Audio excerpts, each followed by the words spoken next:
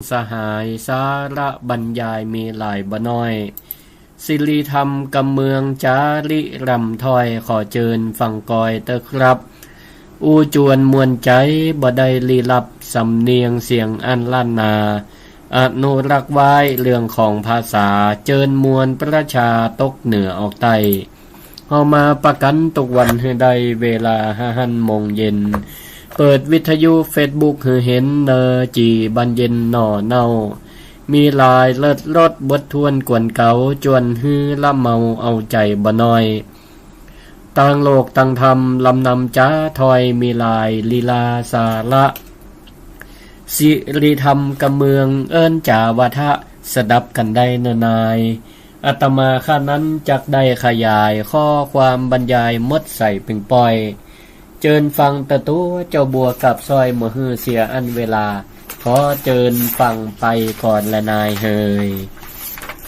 ขอกราบถวายความนอบน้อมต่อองค์พระรัตนตรัย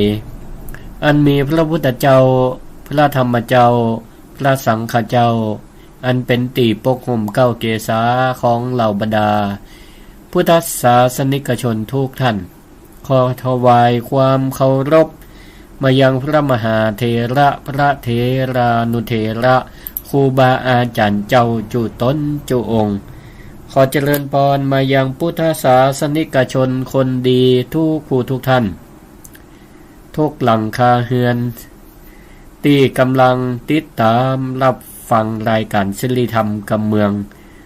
โดยผมหรืออัตมภาพพระครูศิริธรรมบัณฑิตอาจารย์ประจำวิทยาลัยสงฆ์นครลำปางเจ้าอาวาสวัดมิ่งเมืองมูลตำบลพิชัยอำเภอเมืองจังหวัดลำปางวันนี้ก็ได้นำรายการศิริธรรมกำเมืองมาพบมาปะกับศรัทธาท่านผู้ฟังในเวลายามค่ำกลางคืนเวลา2 ทุ่มถึง4 ทุ่มของวันพุธสัปดาห์ที่3ของเดือนเนาะวันพุธสัปดาห์ที่3ของเดือนในเวลา2 ทุ่มถึง4 ทุ่มพบปะรายการศิริธรรมกำเมืองทั้งนี้ก็ได้รับเมตตา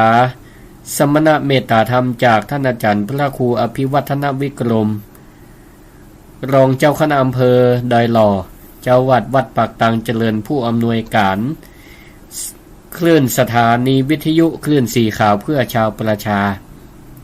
ที่ได้เมตตาแบ่งปันเวลาให้รายการศิริธรรมกำเมืองมาพบมาปะศรัทธาญาติโยมทั้งหลายในสัปดาห์ที่3ของเดือนในเวลา2 ทุ่มถึง4 ทุ่มและสัปดาห์วันพุธสัปดาห์ที่4ของเดือนนั้นพบกันในเวลา6 โมงถึง2 ทุ่มแล้วกับปกติเพิ่นก็ปั่นเวลาวันพัดเฮือโดยเวลา4 โมงถึง5 โมงแรงทุกวันพัดแต่ช่วงแมลงปกติตามตีได้กล่าวข่าวนำรายการไปว่าเฮามาประกันทุกวันเฮือได้เวลา5 โมงเย็นนั่นนะศรัทธาฟังแล้วโอ้บัดเดี๋ยวนี้มัน2 ทุ่มแล้วจะได้ว่ามาปะกัน5 โมงเย็นปกติแล้วก็ออกเวลา5 โมงเย็นทุกวันแต่บัดเดี๋ยวนี้อาจจะเกเรหน่อยนึง เพราะว่ามันเวลาแมลงจะอันเนี่ยมันบ่ค่อยตันเวลานะ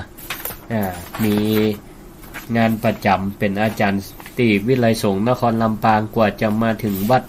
กว่าจะมาออกรายการเนี่ยบัดตัน5 โมงแรงสักกำมีต้องเดินทางไปอบรมที่หันที่นี่ห้องตามหน้าที่การงานเนาะก็ขอสุมาอภัยแต่ก็สัปดาห์ที่3ที่4นี่ก็บัดติดอันอย่างนี้จึงได้มาออกรายการมาพบมาปะศรัทธาอย่างแน่นอนก็ต้องขออนุโมทนาขอบพระคุณคลื่นสีขาวเพื่อชาวประชาและนอกจากนั้นก็ทราบว่ามีคลื่นสถานีวิทยุภาคธุรกิจของเจ้าของหลายๆผู้หลายๆท่านสถาที่เปิ้นเป็นเจ้าของสถานีวิทยุเจ้าของธุรกิจเปิ้นก็ได้เล็งหันถึงความสำคัญ การเผยแพร่ธรรมะทางสถานีวิทยุเพื่อฮื้อศรัทธาที่อยู่ที่อื่นที่ไกลและก็ศรัทธาผู้สูงวัยที่เปิ้นยังห่มติดตามฟังสถานีวิทยุฟังตั้งเครื่องวิทยุอยู่ก็เปิดโอกาสให้ศรัทธาได้ฟังธรรมะไปโดยได้ฟังเนื้อหาสาระเกี่ยวกับภาคธุรกิจของเปิ้นไปด้วยพ้องเปิ้นก็เป็นเจ้าของธุรกิจเกี่ยวกับอันอย่างต่างๆเนาะบ่ว่าจะเป็นภาคการเกษตรอันอย่างต่างๆเปิ้นก็อาศัยสถานีวิทยุในการสื่อสารเผยแพร่กิจการงานของเปิ้นโดยประชาสัมพันธ์นอกจากนั้นเปิ้นก็ยังได้ถวายเวลาให้กับพระสงฆ์องค์เจ้าพระนักเผยแพร่ได้มีโอกาสเอาธรรมะมาสู่บ้านสู่จองสู่ห้องนอนห้องนั่งเล่นห้องฟังวิทยุของศรัทธาที่อยู่ตั้งบ้านเฮาก็ได้ฟังธรรมะกันไปโดยยิ่งการฟังธรรมะในค่ำคืนนี้ก็เป็นค่ำคืนของวันพระวันศีลภาษาสากลภาคกลางเป็นห้องว่าวันธรรมสวนะบ้านเฮาก็ห้องว่าวันพระวันพระก็บ่ได้หมายถึงว่าเป็นวันพระเป็นก็คือวันตุเจ้าไม่ใช่วันศรัทธาญาติโยมด้วยล่ะวันพระวันประเสริฐพระนี่ก็คือวระผู้ประเสริฐเป็นวันที่เฮาท่านทั้งหลายได้ประพฤติกายวาจาใจเหมือนพระเหมือนเป็นผู้ประเสริฐมาฝึกตนเฮาฝึกตนฝึกตัวให้เป็นผู้ประเสริฐตั้งกายวาจาใจในวันพระวันศีลวันอื่นก็เป็นอยู่โดยเฉพาะเคร่งครัดในวันพระวันศีลที่ในประเทศที่เปิ้นมีพุทธศาสนิกชนนับถือพระพุทธศาสนาเต็มร้อยเปิ้นก็จะเคร่งครัดในวันพระวันศีลเปิ้นก็พยายามทำกายวาจาใจให้บริสุทธิ์พ้องก็อยู่ใกล้วัดใกล้วาวัดเปิ้นมีกิจกรรมส่งเสริมเชิญชวนศรัทธาญาติโยมพุทธศาสนิกชนเข้าวัดปฏิบัติธรรมทุกวันพระวันศีลโอ้หาได้ยากแล้วก็ขอชื่นชมอนุโมทนาหลวงพ่อเจ้าวัดวัดวารามต่างๆที่เปิดวัดเปิดวาเปิดโอกาสให้ศรัทธาของได้พากันเข้าวัดเข้าวาไปทำบุญตักบาตรก็ดีฟังเทศน์ฟังธรรมก็ดีได้ทำวัดสวดมนต์แม่แรงพร้อมกับพระสงฆ์องค์เจ้าเจริญสมาธิภาวนาก็ดีอันนี้ก็มีกันทุกวัดทุกวันนี้จัดดีสำหรับอาตมาวัดมิ่งเมืองมูลตำบลพี่ชัยอำเภอเมืองจังหวัดลำปางตะกี้นี่ก็รีบฟังทำวัดเสร็จเรียบร้อยก็ฟังขึ้นมาเตรียมตัวที่จะออกรายการปกติที่วัดนี่ก็ทุกวันพระวันศีลก็เปิดโอกาสให้ศรัทธาญาติโยมมาร่วมทำวัดสวดมนต์แปลโดยกับพระสงฆ์องค์เนนที่วัด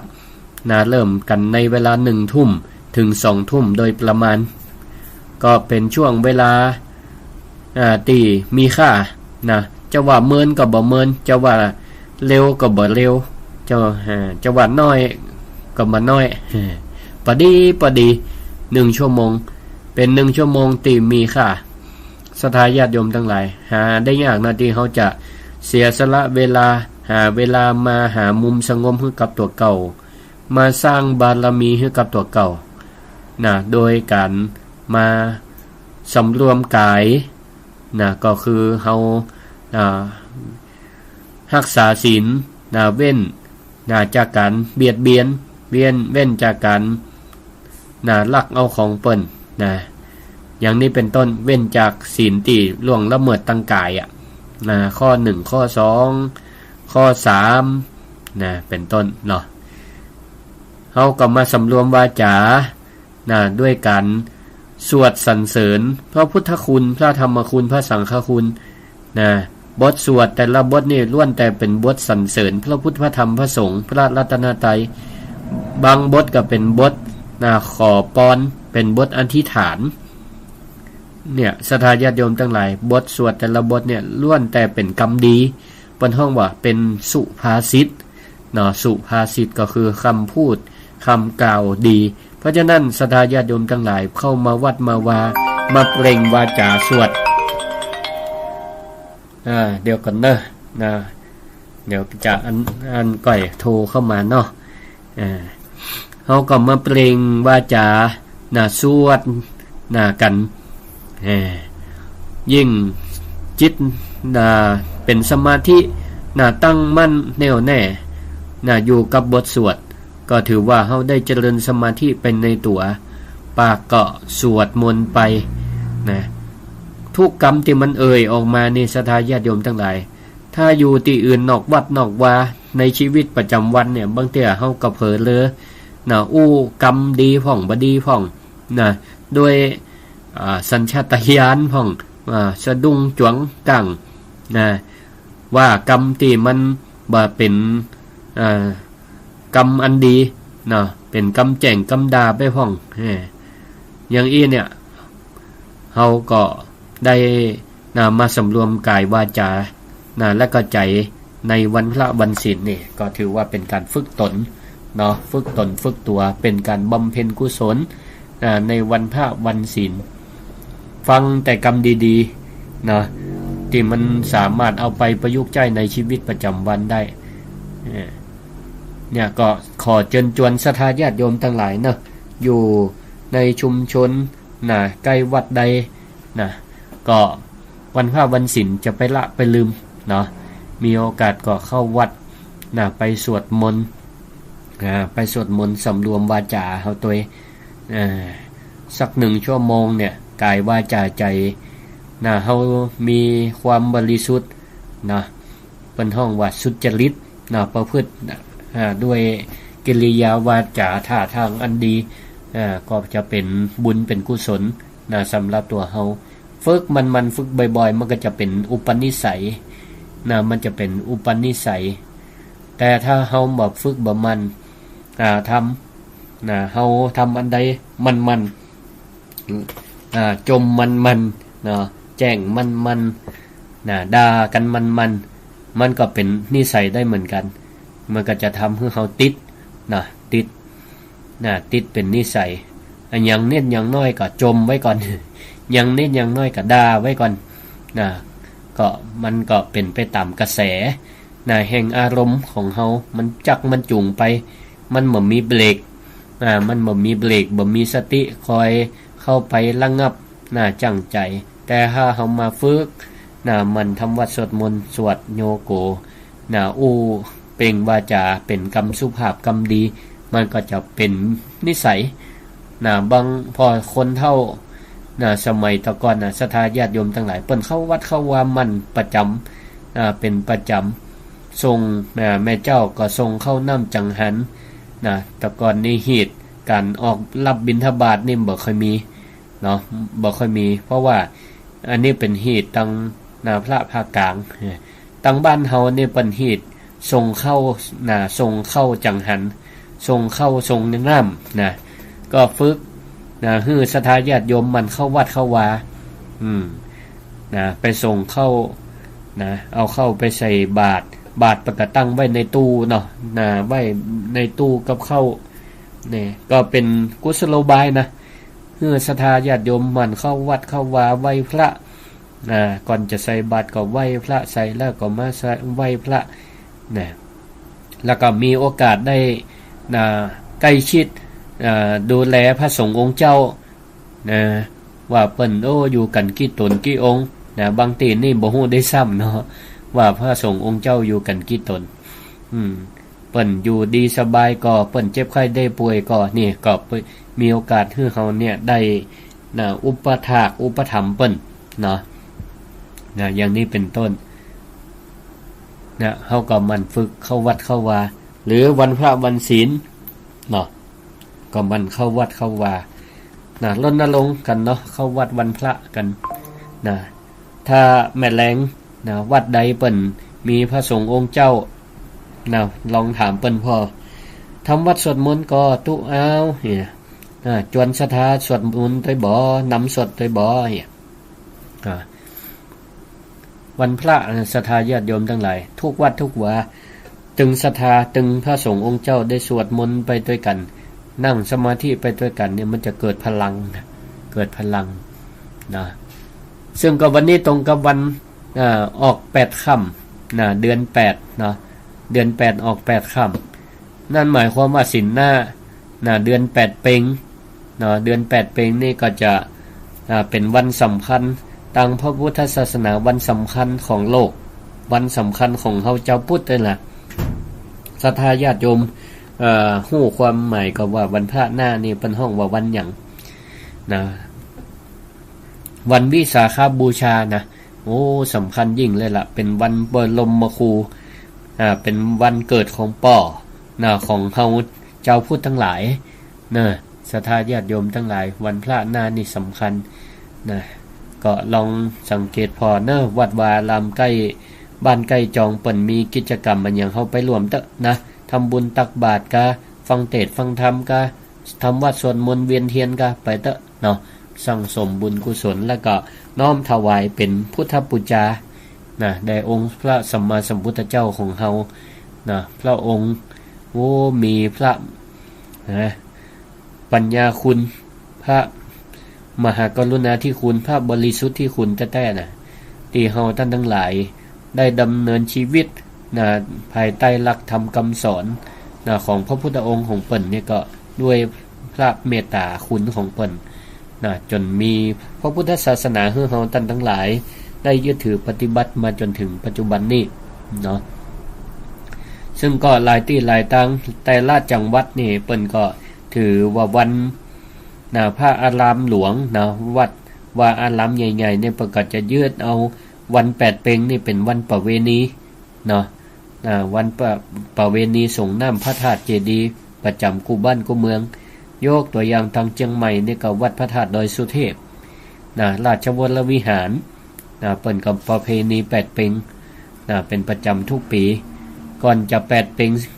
ออก14ค่ำศรัทธาปกติจะเตียวขึ้นดอยเนาะประเพณีเตียวขึ้นดอยกันอาตมานี่ก็เป็นลูกศิษย์ลูกหาเคยเรียนที่วัดพระธาตุดอยสุเทพท่านก็10ปีนะประมาณปี2537นะถึง2547นะก็โอ้ประเพณีเตียวขึ้นพระธาตุนี่ก็บ่ได้รับได้นอนกันน่ะเนาะบริการศรัทธาญาติโยมโอ้เพิ่นก็มีความเปลี่ยนกันแท้เนาะเดินมาตามสายถนนครูบาศรีวิจัยสร้างนะ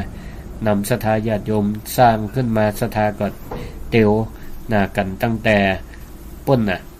นาอนุสาวรีย์พระครูบาศรีวิจัยนะขึ้นไปจนถึงดอยสุเทพนะถ้าใจเวลาเดินนี่ก็ประมาณ3ชั่วโมงนะเปิ้นไปเดินไปหยังเดินไปนะแม่แรงของวันออก14ค่ำเพื่อเตรียมจะไปทำบุญตักบาตรในแม่เจ้าของวัน8เพ็งเนาะแล้วก็ทำบุญตักบาตรสงน้ำพระธาตุเจดีย์นี่อันนี้เป็นเหตุประเวณีเพิ่นก็ปฏิบัติต่อกันมานะก็ดีอนุโมทนาสาธุและนอกจากนั้นพระเดชพระคุณหลวงพ่อพระธรรมเสนาบดีหลวงพ่อเจ้าอาวาสวัดพระธาตุดอยสุเทพรองเจ้าคณะภาค7เพิ่นก็ยังได้จัดพิธีอบรมสมโภชน้ำสงฆ์พระราชทานติพระบาทสมเด็จพระเจ้าอยู่หัวได้พระราชทานน้ำสงฆ์พระธาตุเจดีย์พระบรมธาตุเจ้าดอยสุเทพก็หลวงพ่อก็จัดงานสมโภชเฉลิมฉลองสวดมนต์เทศน์กูแลงกูวันมาตั้งแต่วันที่8แล้วก็จากดีทราบข้อมูล8พฤษภาคมเป็นต้นมาวันพุธอาตมาก็จะไปร่วมพิธีสมโภชนำสงฆ์พระราชทานที่วัดพระธาตุดอยสุเทพแต่เจ้าจะออกตั้งแต่6 โมงเมื่อเจ้าวันพุธอันนี้ศรัทธาญาติโยมท่านสาธุชนทั้งหลายพระพุทธศาสนาเฮานี่ถือว่ามีค่าเมื่อพระองค์ได้วางได้มอบมรดกอันมีค่ายิ่งให้เฮาท่านทั้งหลายไว้สืบศาสนาต่อไปเฮ เราก็ช่วยกันทนุบำรุงรักษาเอาไว้นะซึ่งพระพุทธศาสนาดำรงคงอยู่นะพระพุทธศาสนาจะดำรงคงอยู่ได้นะก็เพราะอาศัยพุทธบริษัททั้ง4เนาะ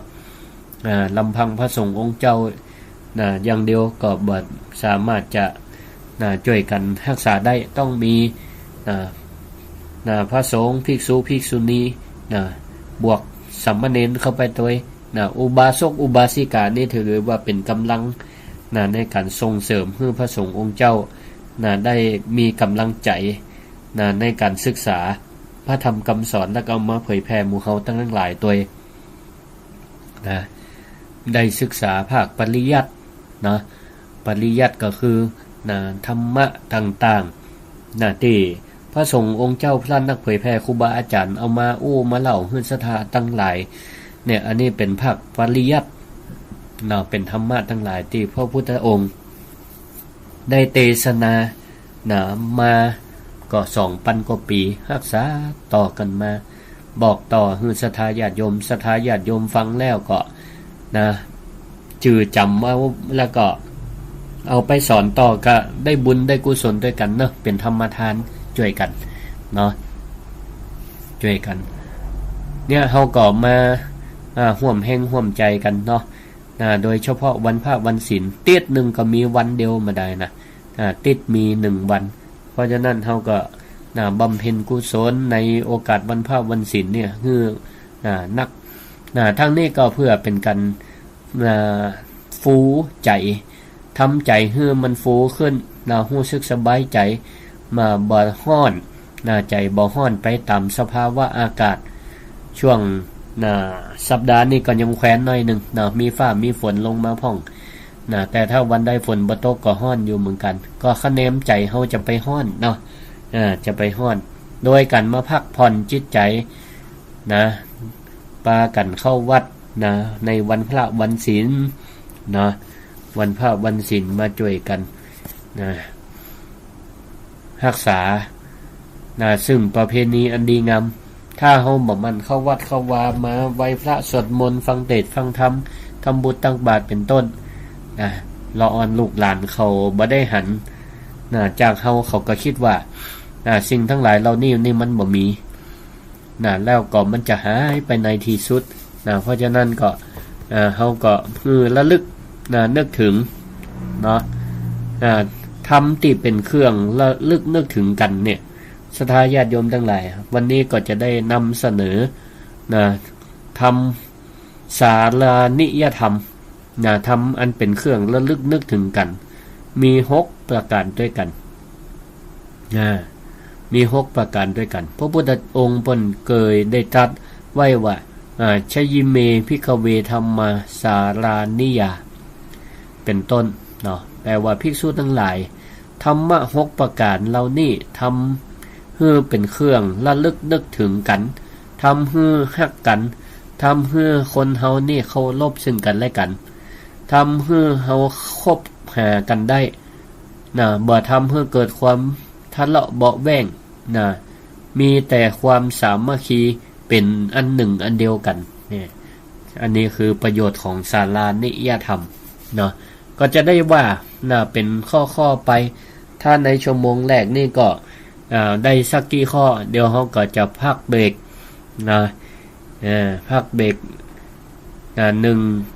ประมาณ5นาทีเดี๋ยวเปิดเพลงขั้นรายการแล้วก็เราก็มาปะกันในช่วงที่2 3 ทุ่มถึง 4 ทุ่มไปแฮม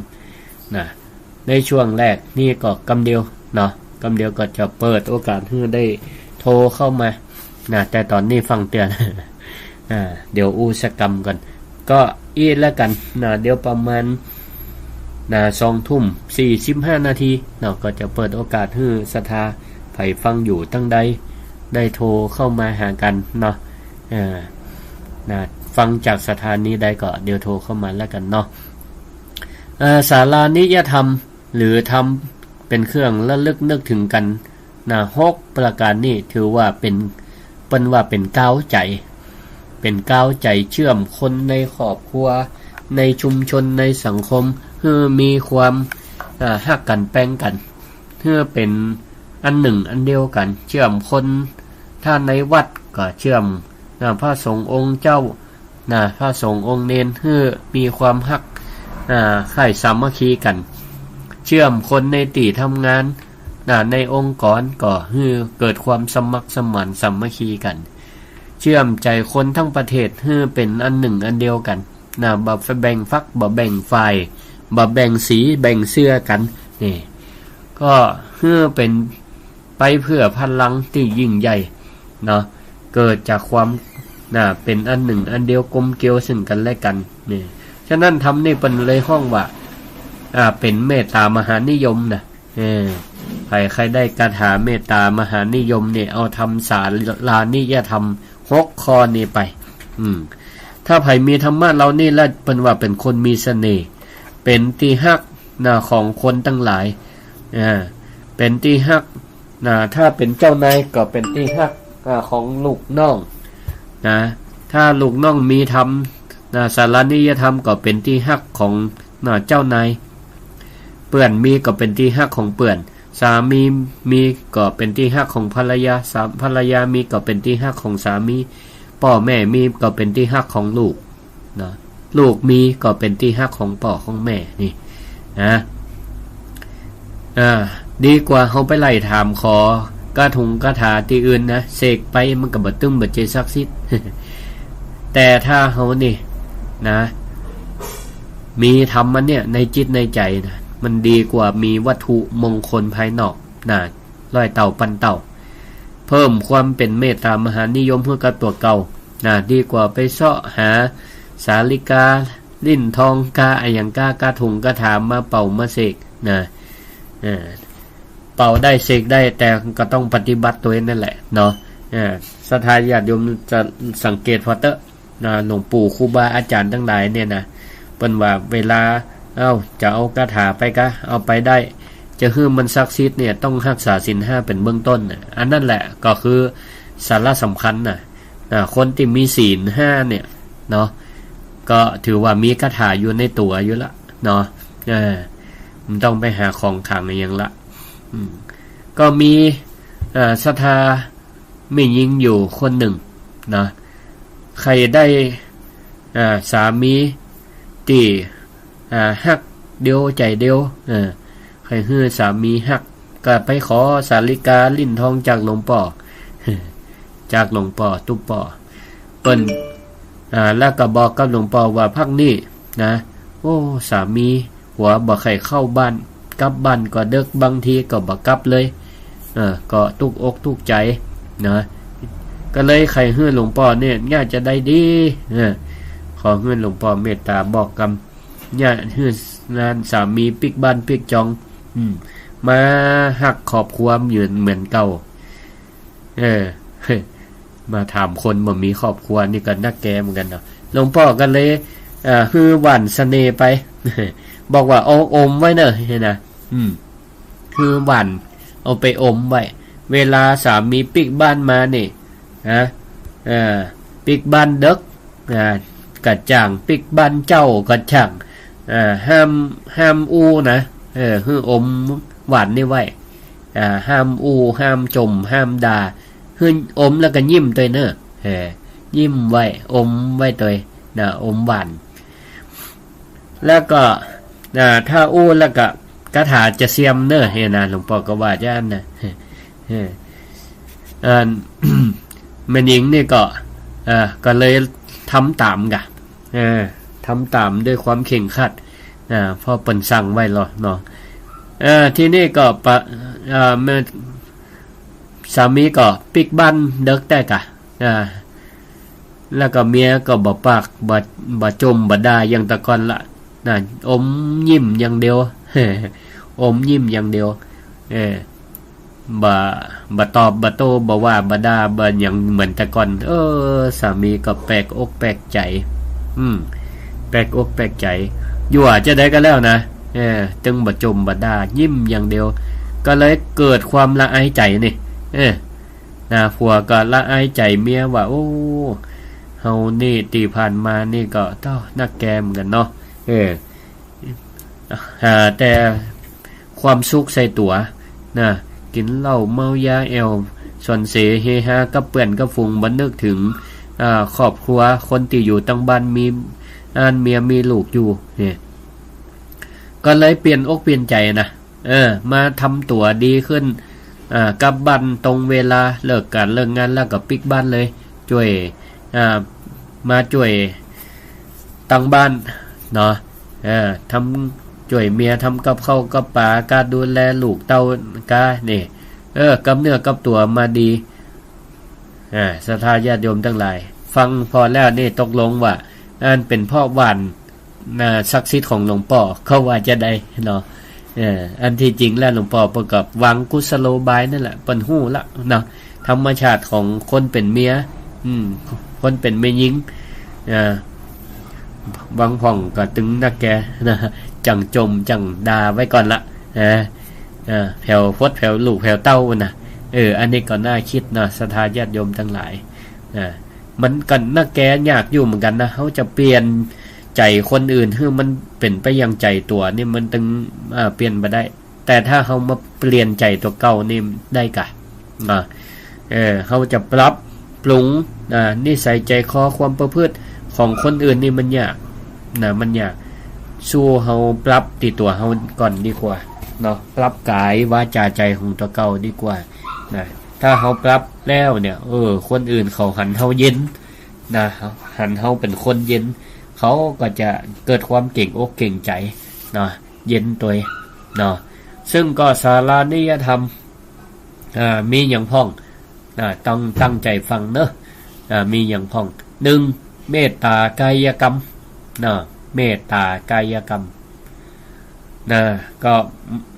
อยากคือไผฮักไผชอบก็ต้องปฏิบัติตัวต่อเขาด้วยความหวังดีด้วยความสุภาพอ่อนโยนแสดงตั้งกายของเขาเนี่ยสำรวมกายของเขาเนี่ยด้วยความสุภาพอ่อนโยนต่อคนรอบข้างบ่เบียดเบียนบ่ทำร้ายกันบ่ไปตีไปต่อยทะเลาะเบาะแว้งกันอย่างที่เฮาหันต่ำซื่อทุกวันเลยศรัทธาญาติโยมทั้งหลายแม่แรงพอข่าวเตอะทะเลาะเบาะแว้งตีต่อยกันวัยรุ่นนี่นะมันอารมณ์ฉุนเฉียวห้อนขางปู่ตัวเก่าห้องพอหน้ากันบ่ได้กับบ่ได้ขี่รถครับปาดซ้ายปาดขวากันกับบ่ได้บางทีบ่ตั้งใจห้องนี่ก็ปาทะเลาะวิวาทใจห้อนอารมณ์ห้อนบ่ใจความเมตตาตั้งกายใส่กันเพราะขาดเมตตากายกรรมชื่อกันอย่างนี้เนี่ยศรัทธาญาติโยมทั้งหลายก็เหมือนกับตีเรื่องยกตัวอย่างเมื่อกี้ศรัทธาไม่ยิงถ้าเปิ้นบ่จมบ่แซมบ่ด่าบ่ด่าผัวเนาะเข้าบ้านเด็กเดินจะได้ก็ยิ้มอย่างเดียวอย่างนี้เนี่ยเปิ้นฮ้องว่าเป็นการแสดงออกซึ่งเมตตากายกรรมบ่อู้บ่จมบ่ด่ามีศีลหน้าเมตตาเนาะคนใดมีเมตตาต่อกันเลยนะศรัทธาญาติโยมออกบ้านออกจองนี่ยิ้มไว้ก่อนเด้อให้อารมณ์ดีเข้าไว้นะหรือมันจะอารมณ์บ่ดีกับเพื่อมันดับไปเกิดขึ้นก็คือมันรีบดับโดยความมีเมตตาไว้เนาะออกบ้านออกจองก็ยิ้มแย้มแจ่มใสมีเมตตานี่ถือว่าเป็นเสน่ห์เมตตามหานิยมมันต้องปกของขังก็ได้คะแนนว่าแปลงสีหน้ายิ้มแย้มแจ่มใสก็ความมีเมตตาเนี่ยใบหน้าอิ่มเอิบยิ้มแย้มแจ่มใสก็บ่งบอกถึงว่าเฮาเป็นคนมีใจดีละอ่อนหันละอ่อนยังเข้าหาเลยศรัทธาญาติโยมทั้งหลายแปลงหน้าบึ้งหน้าตึงแปลงหน้าโกรธหน้าโคตรหน้าเกลียดออกบ้านออกจองเนี่ยไข่อยู่ใกล้ละเนาะดีเขาจะเนี่ยนะโอ้พญามันมาแล้วพญามันเข้าสิงนะเราอ่อนกับบ่ใกล้เปื่อนกับบ่ไข่ใกล้ไผรอบข้างก็ถึงบ่ไข่ใกล้แต่ถ้าหากว่าเฮามีเมตตากายกรรมศาลานิยธรรมข้อที่1นี่นะยิ้มแย้มแจ่มใสเป็นแม่กล้าเขาจะออกไปกล้าไปขายมันก็ต้องยิ้มเข้าไว้เนาะ ยิ้มเข้าไว้เปิ้นมาต่อราคาลูกก็จะหน้าบึ้งเข้าลั่นกะมาหากะเบิดม่วนบดีใส่เฮากะเมตตากายกรรมเข้าไว้เพราะลูกค้านี่เปิ้นว่าถือว่าเป็นพระเจ้าแล้วเนาะเฮาถ้าเป็นพ่อค้าแม่ขายก็มีหน้าที่บริการก็ต้องแสดงการบริการให้มันดีจะโคตรจะ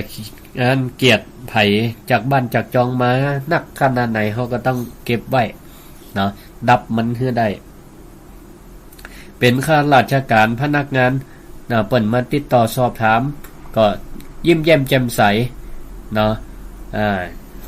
ยิ้มแย้มแจ่มใสหรือเปิ้นห้องว่าทักทาย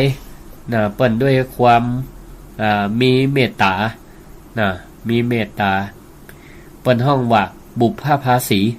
ตักเปิ้นก่อนจ๋าตักเปิ้นก่อนสวัสดีครับจะไปทางใดครับมีหยังให้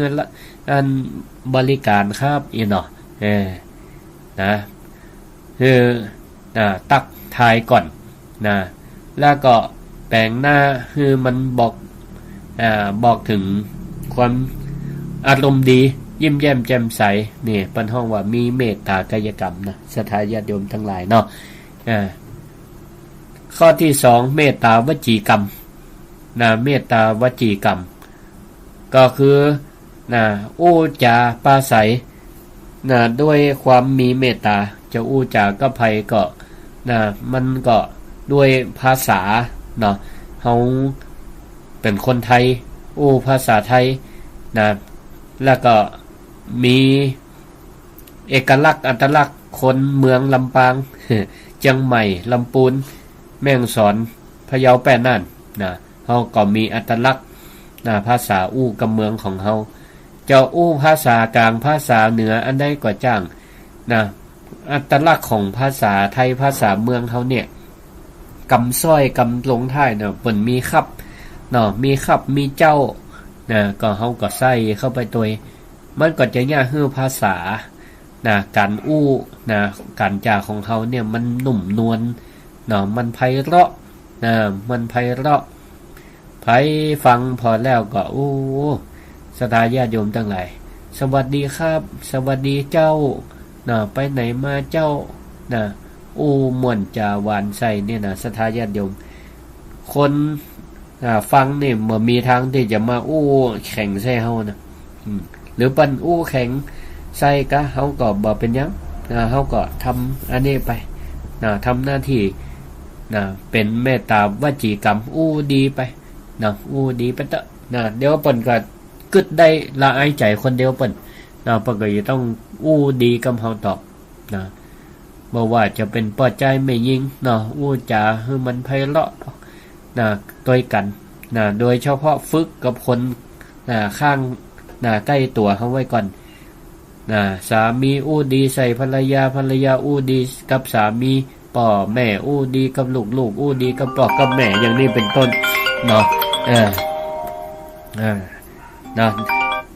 เดี๋ยวกันเด้อเดี๋ยวสักกรรมอย่างนี้เป็นต้นก็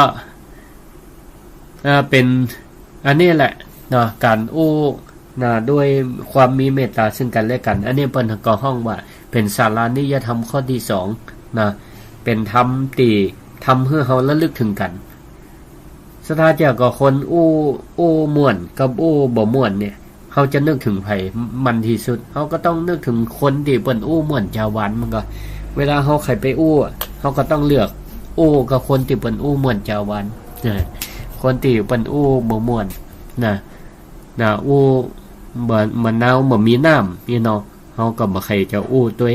หรือตัวก็ตามมารยาทกำ2กำแล้วก็จากไปแต่ถ้าคนม่วนจาหวานเนี่ยไผๆก็ใครตัวเนาะมีเสน่ห์นะเป็นคนมีเสน่ห์อันเนี้ยก็ข้อที่2เมตตาวจีกรรมข้อต่อไปก็คือเมตตามโนกรรมเมตตามโนกรรมเดี๋ยวเฮาก่อนมามาจาเมตตามโนกรรมเอาละก็ตอนนี้ในช่วงแรกนี่ก็เปิดให้ศรัทธาญาติโยมทั้งหลายโทรเข้ามาไผ ไผฟังอยู่ตั้งใดนะฟังจากสถานีนะของไผเนาะก็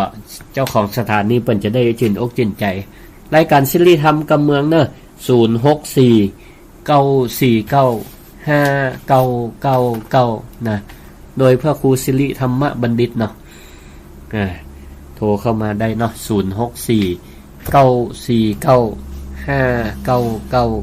064-949-5999นะในระหว่างที่รอศรัทธาญาติโยมโทรเข้ามานี่ก็นะโอ้เมตตามโนกรรมไปด้วยนะเจริญพรเด้อก็สมควรวันบกขอนพังอยู่94ครับแต่อาจารย์ดูโอครับสาธุอนุโมทนาเพราะว่าท่านพระครูครับขอบอกคือว่าคนใดโทรนี่นะคือวิทยุเนี่ยมันจะสู้แม่นละขอบคุณเพราะว่าบอกคือหลายครั้งเลยนะขอบคุณเด้อบอกก็แล้วบอกคือบ่โทรแต่ขอบคุณสาธุเด้อกำลังใจขอบคุณเจริญพรไปสาเจ้าท่านพระครูเจ้าแม่ยังแม่เอ้ยบ้านวังมนวังเหนือเจ้าวังเหนือเนาะแม่เอ้ยเนาะเจ้ารับเด็กเหมือนกันนี่แล้วเจ้าทั้งอันอย่างเงี้ยเจ้าทั้งครูบาอาจารย์ดีละล้อปิดสถานนี้มาได้กันรับมานั่นน่ะเนาะดีละเวลาได้กันรับอันนะเจ้าขอบคุณเลยรับเจ้าขอบคุณทำมาแล้วเจ้าชิบปลายปีละโอ้อนุโมทนาฟังต่อไปเนอะ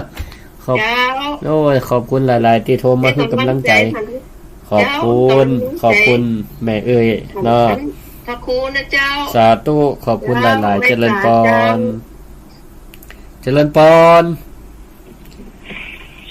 ฮัลโหลยายพรเนาะฟังอยู่ล่ะฟังคืนหยังอันนี้คืนหยังวัดไฟหินล่ะสาธุวัดไฟหินท่านอาจารย์พ่อครูวิศวัตรสาธุขอบคุณยายพรเนอะเจริญพรฮัลโหลเจริญพรเจ้าว่างฉาเจ้าแม่หยังแม่อำพรกันจะมีเจ้าแม่อำพรนี่ล่ะแม่อำพรกันจะมีบ้านลังกาเจ้าบ้านลังกาที่ไหนนะบ้านลังกาเสริมงามเวียงป่าเป้าล่ะฟังคืนได้ยังแม่คืนตีแม่ขจารเนี่ยแม่ขจารเรดิโอเนาะอนุโมทนาสาธุโอ้ขอบคุณหลายๆนะฟังตลอดเนาะดีละสาธุบุญฝนตกป่ะเจ้าขึ้นแล้วตกวันตกเจ้าดีละอากาศดีเนาะครับถ้าฝนตกนี่แถมกล้าเปิดวิทยุกันละสาธุขอบคุณแม่เจริญพรนะอยู่ดีมีสุขเจ้าเจริญพรวันสาเจ้าแม่สมบูรณ์อันนี้ฟังคืนใดเนี่ยคืนได้รุ่นนี้เจ้าคืนได้รุ่นนี้เนาะเจ้าคืนได้รุ่นนี้ลำปางสาธุมันเป็นคืนอย่างไร101.5กันล่ะเจ้านึกว่าฟัง106.5นี่บ่ฟังอ่ะนี่บ่ออกกับพระอาจารย์บ่วนวิทย์ออกแม่นสาธุต้องฟังคืนเจ้าต้องฟังคืนแบบอนุโมทนาสาธุเนอะอยู่ดีมีสุขเจริญพรนมัสการครับพันแท้ครับอุบาสกป้าหยังก็ครับอุบาสกครับป้าหยังบอกแก้ได้ก่อนครับเป็นความลับกันเป็นความลับแหละบอกได้เนาะได้นี่ดีมากเลยครับหนาวเสียงเพราะดีครับขอบคุณขอบคุณหลายๆเดี๋ยวติดตามช่วงที่2ต่อ จบจะเนอะฟังรับจ้ะครับบัตรรับครับอันนี้ฟังจุดดึกฟังขึ้นได้ป่ะ104วัดฝ่ายหินครับวัดฝ่ายหินแล้วเนี่ยโทรมาตั้งใดเนี่ยข้างวัดแม่ริมนี่ครับอำเภอแม่ริมเนาะข้างวัดแม่ริมอำเภอแม่ริมข้างวัดแม่ริมวันพุธจะไปเชียงใหม่เหมือนกันอะไปวัดพระธาตุดอยสุเทพสาธุไม่วัดแม่ริมก็ได้แล้วครับวัดแม่ริมก็งามครับได้ถ้าบทงานติดงานใดเนอะเดี๋ยวพอสถานการณ์แห่งกรรมขอบคุณหลายๆป่ะขอบคุณขอบใจท่านนะครับครับสาธุเจริญพรครับฮัลโหลเจริญพรกลับไปสาแม่สิกุลโอ้บ่ฟัง106กะโอ้ก็ฟังพ่องอันนี้พ่องเพ่พ่องกะอันนี้คืนได้ยังดันรุ่นนี้อ่ะดันรุ่นนี้101.25จ้า101.25แม่น่ะตะกี้แม่สมบูรณ์เป็นไวโปร่งแสนทองชัดเจนที่เจ้าอันใดชัดเหลือกันนี่ดันรุ่นนี้กับ106นี่อยู่ตังอันหนังล่องนี่ชัดเหมือนเดียวกันนะเจ้าชัดเหมือนเดียวกันนี่ละดีละมันได้โทรหากันเหมือนแล้วนั่นแหละค่ะเหมือนหลับได้ออกนี่ก็ได้เรียกว่าลืมบ่ลืมแต่ละมาลืมมาใส่ป้าหน้ากันดาวเดียวเนี่ยหน้ากับบ่มีงั้นไปได้ป้าเนี่ยเนาะเจ้ากำลังใจทางพระครูนะสาธุขอบคุณหลายๆแม่สิกุลเจริญพรสาธุเจ้าขอให้รักษาสุขภาพแข็งแรงเด้อเป็นกันเด้อสาธุเจ้าสาธุเจ้าอนุโมทนาใส่ได้ติอันจนกันตะกี้ก็โทรมาใหม่เด้อ064-949-5999เจริญพรไว้สาครับพระครูที่ต่างท้องเนี่ยครับป้าเกิดวันนาเดินน้อยโจนั่นครับจังหวัดน่านโทรหากันมันแล้วเนาะปอนน้อยเสิร์ชอีกอ่ะปอนนานประเสริฐครับปอนนานสมมาแต่ปอนนานเสิร์ชเนาะนาน้อยเนาะครับนาน้อยครับที่ตามแล้วพังสาธุฝนตกก่อวันนี้ฝนตกครับดีละคืนชัดเจนเนาะฟังคืนอย่างก็ดันรุ่นนี้กะฟังคืนสตาร์วิดีโอบันทุงนะครับบันทุงแรงอย่างนั้นหน่อยครับสไตล์เรดิโอเนาะขอบคุณเจ้าของสถานีเนาะที่เป็นได้อันนี้หากันขอบคุณหลายๆป่ะสาธุป่ะขอบคุณสาธุนะอย่างเดียวกันเด้ออายุมันขวัญยืนเจริญพรไม่ตาเจ้าแม่น้อยเจ้าได้ยินแม่สิกุลโทรเลยโทรก็เปิ้นพงล่ะมื้อแรกแม่บ่ได้โทรหาท่านน่ะน่ากะเดี๋ยวฟังหาอยู่นะล่ะอันตื่นได้รู้นี้เนาะต้อยมาอยู่สาธุประจำอ่ะต้องไปกันล่ะเดี๋ยวแล้วอันนี้เพิ่นติดตามแต่นั่นนี่เนาะไม่ติดตามอยู่นะเป็นกำลังใจนะขอบคุณหลายๆขอบคุณนะเจริญพรอยู่ดีมีสุขเจริญพรฮัลโหลนี่แม่หยังแม่เจียงคำเจ้าแม่เจียงคำตั้งใดวังเหนือกะวังเหนือเจ้าไปชุกไปชุกวังเหนือฟังคืนอย่างแม่ขจานกะมันมีข้าวคือไงขจานมันกินได้รู้นี่ดังหอยแม่ขจานเรดิโอกูเตี้ยฟังดันรุ่นนี้เนาะเจ้านี่ปุ่นกันไรก็เท่กันฝนมาตกเก้ามันนี่เนาะก็ฝนตกเจ้าโอ้โหเต็มที่มันนี่ยะแมงมันอึ่งออกแล้วกะออกเจ้าล่ะถ้าเราแล้วก็แป้งเลยเจ้าสิ50 วันเด้อแป้งขนาดอันยังแป้งก็ซื้อกินอยู่เนาะฮะเหมือนได้กินเตี้ยเนาะเฮ็ดหอบแล้วมีเฮ็ดหอบมีของกับวังเหนือเอามาฝากกันพงเด้อหอบมีขอลูกงานมากครับเด้อคำ นึกว่าวังเหนือมีหลายมาแบ่งกันห้องนี้นะ เจ้าเจ้า สาธุเนอะแม่ขอบคุณเจริญพรเจริญพร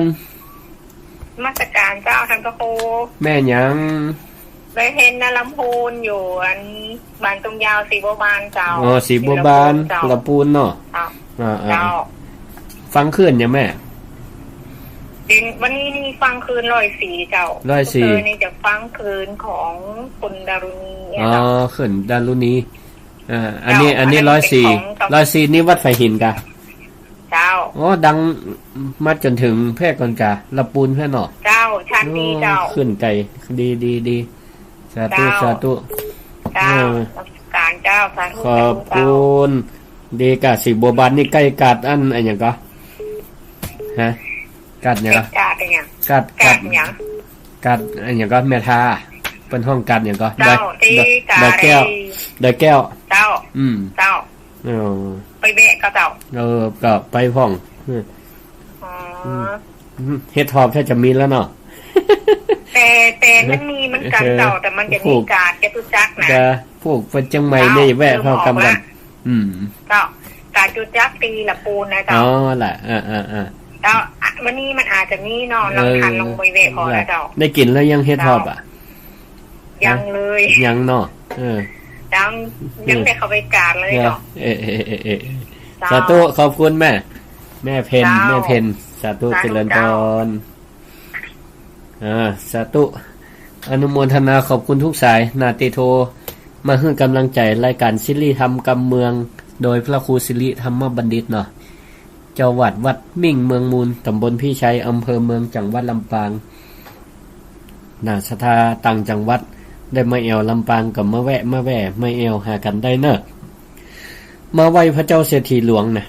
หน้าตัก8 เมตรอยู่ติดถนนพหลโยธินสายลำปางเชียงไฮ้นะมาแวะกันได้เจริญพร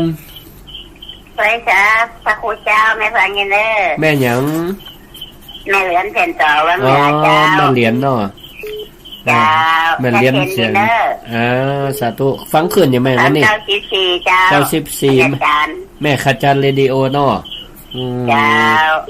โอ้เม้งอันนี้ห้องนี่ชัดเจนดีเนาะที่ฮีดกะได้ยินกะ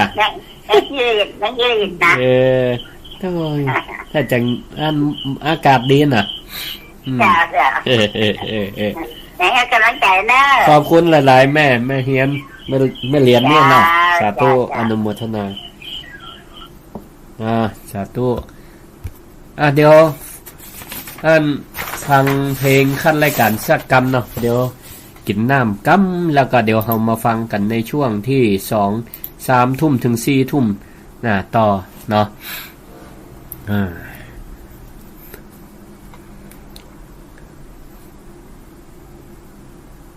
ฟังอย่างดีอยู่กันเนอะ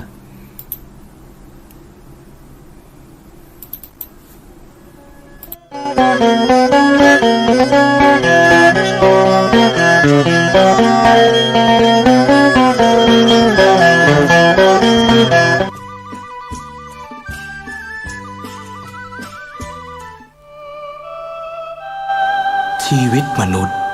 มีสุขมีทุกข์ดีใจ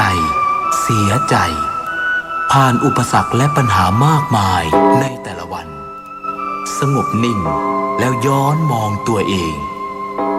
วันนี้วันพระน้อมนำธรรมะสู่ชีวิตเตือนสติคนไทยทั้งชาติ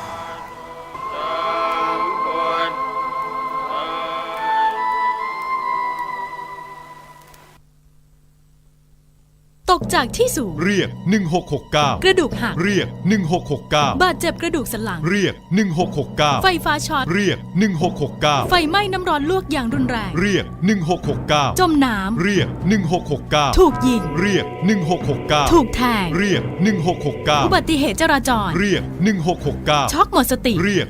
1669ปวดท้องกล้าฉุกเฉินมีน้ำเดินตกเลือดเรียก1669เจ็บป่วยฉุกเฉินและบาดเจ็บจากอุบัติเหตุเรียก1669รวดเร็วปลอดภัยมีประสิทธิภาพบริการ24 ชั่วโมง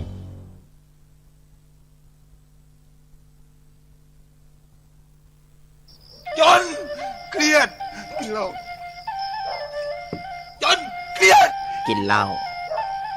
จนเครียดกินเหล้าจนเครียดกินเหล้าจนเครียดกินเหล้าจนเครียดกินเหล้าก็เลยยิ่งก็เลิกสิเหล้าอ่ะเลิกเหล้าเลิกจนเริ่มต้นเข้าพรรษานี้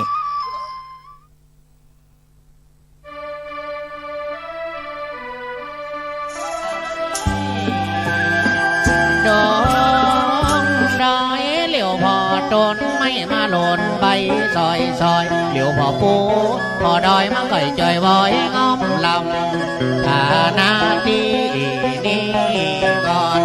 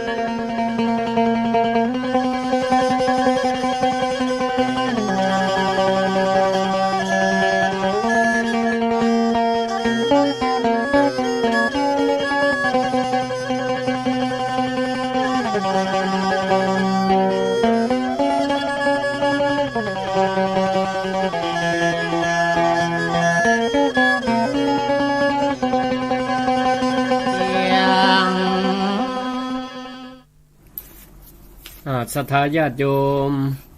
ท่านผู้ฟังทั้งหลายตอนนี้เรากำลังฟังรายการศิริธรรมกำเมืองโดยอาตมาภาพพระครูศิริธรรมบัณฑิตเนาะอาจารย์ประจำวิไลสงฆ์นครลำปางแล้วก็ตำแหน่งหนึ่งก็เจ้าวาดวัดมิ่งเมืองมูลตำบลพิชัยอำเภอเมืองจังหวัดลำปางซึ่งก็ในช่วงที่2นี้9 โมงหรือ3 ทุ่มถึง4 ทุ่มเราก็ฟังกันไปแฮมนะเดี๋ยวก็แฮมช่วงก่อนจะจบรายการก็จะเปิดโอกาสให้ศรัทธาไผที่บัตันได้โทรรอบแรกก็คือได้โทรรอบที่2กันเนาะก็ตะกี้ได้นำเสนอธรรมะเกี่ยวกับสารานิยธรรมธรรมอันเป็นตีระลึกถึงกันทำที่ทำให้คนนี่มีความฮักใคร่กลมเกลียวกันมีความสมัครสมานสามัคคีเป็นอันหนึ่งอันเดียวกันเนี่ยเปิ้นว่าถ้าไผมีสารานิยธรรม6 ข้อได้แล้วเนี่ยเหลือเฮามีคาถาเมตตามหานิยมก่อนนะเหลือมีเมตตามหานิยมก่อนก็มีอย่างพ้องตะกี้ทบทวนแห่งกรรมเนาะข้อที่1เมตตากายกรรมเมตตากายกรรมบ่เบียดเบียนซึ่งกันและกันมีความเมตตาต่อกัน2เมตตาวจีกรรมอู้แต่กรรมดีทุกกรรมอู้ที่แสดงออกมาถึงความเมตตาต่อมาข้อที่3เมตตามโนกรรมก็คือมีความคิดดีหวังดีปรารถนาดีต่อกันและกันบางทีคนเฮาเนี่ยบ่ค่อยอู้เนาะแสดงก็บ่แสดงออกตั้งกายนี่นะอู้ก็บ่ใครอู้นั่งอยู่บ่ได้พอหน้าก็บ่ค่อยฮู้สีหน้าท่าทางต่อใดหรือพอหน้าพอตาก็สามารถฮู้ว่าจิตใจเป็นจะได้เนาะแปลงหน้าบึ้งหน้าตึงบอกบุญบ่ฮับบ่อู้บ่จ๋าบ่ว่าจริงอยู่แต่จิตใจบ่ดี จิตใจนี่เหมือนน้ำที่มันขังของเน่าของเสียเอาไว้ระบายบัดได้บัดสามารถระบายได้ก็เน่าก็เสียเป็นคนเก็บกดมีปัญหาก็เก็บเอาไว้คนเดียวในจิตในใจแสดงว่าจิตใจนั่นบ่ประกอบด้วยเมตตาบ่มีเมตตามโนกรรมไผก็บ่อยากจะเข้าใกล้เพราะกลัวว่าจะไปติดโรคติดต่อจากเปิ้นก็คือโรคตุกโรคอมความตุกไว้เหมือนกับว่าโอ้ชีวิตนี่แบกความตุกไว้ตึงโลกตึงไว้คนเดียวไผก็บ่อยากจะอยู่ใกล้กว่าจะไปติดตัวเก่ามีความสุขดีอยู่แล้วโอ้ไปใกล้คนตุกนี่ดีมันเป็นแม่เล็กเนาะแม่เล็กดูดเอาความสุขเข้าไปปล่อยความตุกคือเฮามาตัวแหมมีอย่างนี้เป็นต้นบ่ได้นึกถึงไผสักคนอื่นคนรอบข้างคนที่นั่นนี่นะมองโลกในแง่ร้ายนี่นะมีแต่ความตุกอกตุกใจเก็บเอาไว้คนเดียวเนี่ยบ่ได้เกิดถึงไผคนอื่นจะมีความสุขจะได้เนี่ยบ่สนใจเกิดแต่ตัวเก่าเกิดแต่ความตุกของตัวเก่าไผจะเป็นอะไรยังบ่ได้สนใจแต่ถ้าเฮาลองเปิดใจห้องนึกถึงเกิดถึงใจเปิ้นใจตัวหันปัญหาของเปิ้นก็อันนี้ห้องลองเอามาพิจารณาว่าเปิ้นมีปัญหาเปิ้นมีความทุกข์มันเกี่ยวข้องกับเฮาก็เฮาเป็นต้นเหตุเป็นสาเหตุหยังพ้องก็เฮาก็ลองพิจารณาถ้าเฮามีส่วนเกี่ยวข้องเฮาก็ลองปรับเพื่อเปิ้นคนรอบข้างเพิ่นก็จะดีขึ้นเฮาก็จะดีตัวอย่างนี้เป็นต้นก็เจ็บใครได้ป่วยเฮาก็ลองพอกอยกันตัวเนาะจะไปพอกับตัวตัวเก่าอย่างเดียวตัวเก่าอยู่ดีมีสุขคนอื่นคนต่างข้างรอบข้างเจ็บใครได้ป่วยบ่ได้สนอกสนใจกันอย่างนี้เนี่ยมันก็บ่ได้เนาะเฮาก็ต้องมีจิตใจเอื้อเฟื้อเกื้อกูลซึ่งกันและกันมีจิตใจเมตตาปรารถนาดีต่อกันอย่างนี้เฮาต้องมันสังเกตเนาะมันสังเกตตึงตัวเฮาเองแล้วก็คนอื่นตัวอย่างนี้เวลาเฮาใจเฮามีความสุขเฮาก็ต้องปรารถนาให้คนอื่นเป็นมีความสุขตัว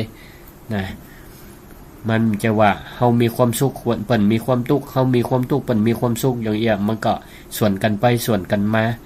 อย่างอีเนี่ยมันก็บ่ทำให้เกิดความฮักใคร่กลมเกลียวกันได้คนในครอบครัวก็เหมือนกันมันต้องเป็นไปในอันเดียวกันทิศทางอันเดียวกัน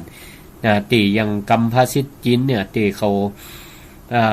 ฮักใคร่กลมเกลียวกันเป็นเพื่อนกันตลอดไปเป็นพี่เป็นน้องกันตลอดไปติเขาว่าอย่างก็มีทุกข์ร่วมทุกข์มีสุขมีสุขร่วมเสพมีทุกข์ร่วมต้านกรรมภาษิตเนี่ยมันก็ใจได้ก็คือคนที่เขาจะกลมเกลียวเป็นอันหนึ่งอันเดียวกันมันก็ต้องช่วยกันมีสุขร่วมเสพมีสุขเขาก็มีสุขด้วยกันเนาะม่วนอกม่วนใจด้วยกันแต่เวลามีทุกข์เขาก็ต้องร่วมกันแก้ไขร่วมกันต้านร่วมกันขจัดความทุกข์ให้มันออกไปมันจะว่ามีความทุกข์มาที่กับหนีเอาตัวรอดเพียงคนเดียวปล่อยให้เปิ้นเผชิญกับวิกฤตอยู่คนเดียวก็บ่ได้เจ็บใครได้ป่วยก็ต้องมาช่วยดูแลซึ่งกันและกันเนาะบ้านเปิ้นประสบภัยยังเป็นฟ้าเป็นฝนเป็นลมวาตภัยลมฟ้าหลังคาบ้านปึ้งอย่างก็เกิดความเสียหายไฟไหม้ใต้ล้ำเกิดความเสียหายเฮาก็ไปจุนเจือเกื้อกูลเฮามีความมีของอะไรอย่างที่มันมีนักเกินเนาะแบ่งปันกันไปช่วยเหลือเกื้อกูลอันเนี้ยเปิ้นเฮาว่ามีเมตตาทางมโนกรรมต่อกัน การที่เฮาเอาครัวเอาของไปช่วยไปช่วยจัดแจงแต่งได้ก็เปิ้นเฮาว่าเป็นเมตตาทางกายกรรมอูดีม่วนเจ้าวันไส้ก็เป็นเมตตาวจีกรรมมีใจเมตตาปรารถนาดีเอ็นดูสงสารกันเปิ้นห้องว่าเมตตามโนกรรมเนาะรุ่นเก้ารัชกาลที่5เนาะพระเจ้าอยู่หัวรัชกาลที่5เปิ้นได้รับฉายาจากพระสงฆ์นิกรทั้งหลายเนาะเปิ้นเป็นตีฮักของเจ้าบ้านเจ้าจองราษฎรทั้งหลายจึงได้รับฉายาว่าเป็นพระปิยมหาราชมันก็เฮาเคยได้ยินเนาะพระปิยมหาราชก็คือพระราชาผู้เป็นใหญ่มหาราชพระราชาผู้เป็นใหญ่และก็ปิยะก็คือผู้เป็นตีฮักของพระสงฆ์นิกรหันพระสงฆ์นิกรก็เหมือนกับว่าเป็นลูกเป็นหลานเปิ่นเปี่ยมไปด้วยมีพระเมตตาคุณกรุณาคุณอย่างนี้พระองค์ก็ข้างตะกอนเนี่ยเปิ่นก็มีระบบทาสเนาะเปิ่นก็เอ็นดูสงสารเลยประกาศเลิกทาสตั้งแต่รัชกาลที่5ก็เนี่ยพระองค์เนี่ยมีพระเมตตามโนกรรมเนาะอันเนี้ยก็เป็นบุคคลตัวอย่างที่เฮาเจ้าพระสงฆ์นิกรตั้งหลายฮักไข่เปิ้นจึงได้ตั้งฉายาเพื่อเปิ้นว่าเป็นพระปิยมหาราชอย่างนี้เป็นต้นเหมือนพ่อแม่ฮักลูกลูกก็ฮักพ่อแม่เจ้านายฮักลูกน้องก็ฮักเจ้านายอย่างนี้เนาะก็ได้ชื่อว่าเมตตามโนกรรมต่อไปข้อที่4สาธารณโภคีสาธารณโภคีแปลว่าจะได้แปลว่าการแบ่งปันอย่างทั่วถึงการแบ่งปันอย่างทั่วถึงยกตัวอย่างเหมือนกับเวลาเฮากินข้าวเนาะวันนี้เฮาปาเปิ้นไปเลี้ยงข้าวหรือว่าเปิ้นไม่เอวหาเฮาไม่เอวบ้านเอวจองถึงเวลาใกล้กินข้าวเฮาก็จวนเป็นกินข้าวเลี้ยงน้ำกันในวันต่อๆไปเฮาไปเอวบ้านเปิ้นก็เลี้ยงข้าวเฮาอย่างเอี้ยเปลี่ยนกันเลี้ยงนี่เปิ้นห้องว่าบริโภคอย่างเท่าเทียมกันเนาะมีทุกข์ร่วมทุกข์มีสุขร่วมสุขก็อย่างที่องค์รุ่นเก้ารัชกาลที่5เปิ้นก็มีการพัฒนาเนาะไปจากเมืองหลวงกรุงเทพก็ไปต่างจังหวัดคือประชากรประชาชนเนี่ยได้อยู่ดีกินดีเท่าเทียมกันนี่เป็นห้องว่าสาธารณโภคีเนาะการแบ่งปันอย่างทั่วถึงเนาะก็ศรัทธาญาติโยมทั้งหลายเฮาก็ฝึกเนาะแบ่งปันซึ่งกันและกันโดยฝึกจากคนในครอบครัวพ่อแม่มีลูกหลายคนเฮาก็แบ่งปันความฮักลูกฮักเต้าอย่างเสมอภาคเต้าเทียมกันได้ครัวได้ของนี่ศรัทธาเฮาลองสังเกตพอพ่อแม่ที่เปิ้นฮักลูกเต้าอย่างเท่าเทียมกันบ่อคติลำเอียงเนี่ยซื้อข้าวซื้อของมาแบ่งปันเต้ากันหมดไปปอคนเป็นปีเก้าหันแก่น้องก็เสียสละก็มีกินแต่ส่วนน้อยแบ่งปันให้น้องๆได้อิ่มได้กินกันนี่อันนี้มันก็จะเกิดความฮักความสมัครสมานสามัคคีในครอบครัวในสังคมก็เหมือนกันชุมชนหมู่บ้านเฮาเนี่ยบ้านเหนือบ้านใต้เฮาช่วยเหลือเกื้อกูลกันกินแขกแต่งงานกับไปห่วมไปหอมไปช่วยเหลือซึ่งกันและกันเปิ้นมาแอวบ้านเฮาก็เลี้ยงบ่อขังบ่จิครัวของพริกมีบ้านเหนือเกลือมีบ้านใต้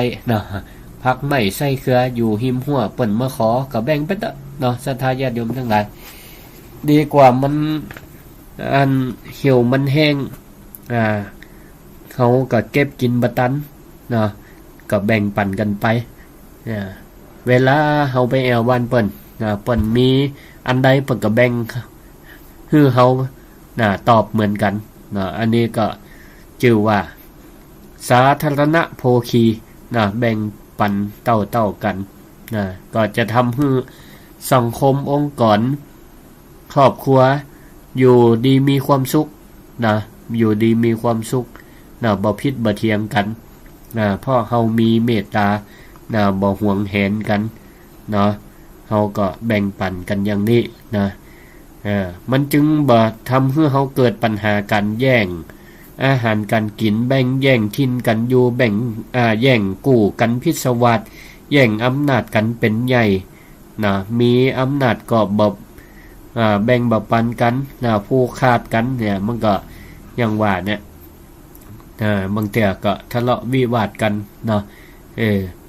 แต่งตั้งหลังกันพยังกันพ่องทำลายกันพ่องเอาชนะกันพ่องอย่างนี้เป็นต้นบ่เพราะการบ่กระจายอำนาจเอาแต่ประโยชน์ตัวเก่าคนเดียวละก็หรือว่าเป็นหมู่เป็นพวกกันก้าอย่างนี้เป็นต้นเพราะฉะนั้นเนี่ยเฮาก็ต้องในเมื่อมาอยู่รวมกันเฮาก็ต้องบ่มีการแบ่งข้างแบ่งฝ่ายกันเนาะมีหยังเฮาก็แบ่งปันกันแบ่งปันกันก็จะทำให้สังคมครอบครัวนั้นอยู่ดีมีความสุขกันเนาะอย่างนี้เป็นต้นเพราะฉะนั้นศรัทธาญาติโยมทั้งหลายลูกหลานตันเต้าเฮาก็มีเมตตาตั้งกายกรรมให้กันเมตตาวจีกรรมอู้ดีให้กันเมตตามโนกรรมเกิดดีปรารถนาดีต่อกันมีเมตตาต่อกันสาธารณโภคีแบ่งปันกันอย่างทั่วถึงเนาะต่อไปก็ข้อที่5ศีลสามัญญตาเสน่ห์ข้อที่5ศีลสามัญญตาแปลว่าปฏิบัติต่อกันอย่างเสมอเท่าเทียมกันมีกฎกติกาใจกฎกติกาก็ใจเหมือนกันเฮามีกฎหมายอันเดียวกันถือรัฐธรรมนูญอันเดียวกันเฮาก็ใจอยู่ภายใต้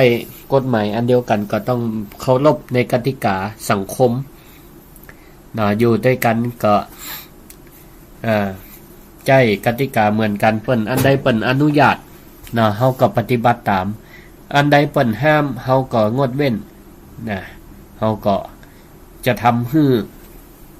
สังคมนี่อยู่ด้วยความปลอดภัยทุกคนต่างเคารพสิทธิซึ่งกันและกันบ่จะว่าเฮาสอนลูกสอนลูกว่าการสูบบุหรี่นี่บ่ดีการกินเหล้าบ่ดีมีโทษสอนแล้วปรากฏว่าละอ่อนถ้ามันจะฟังบ่ฟังเขาก็ดูตัวอย่างที่ปอดที่แม่ก็ดูที่ปอดที่แม่ถ้าพ่อแม่ปฏิบัติดีมา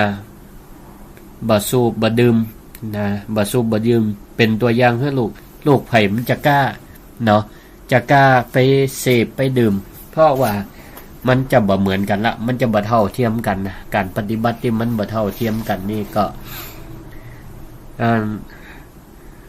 แต่ถ้าเฮาบ่สามารถทำได้ปอดกินแม่สูบอย่างนี้เป็นต้นเนี่ยเฮาก็บ่สามารถจะ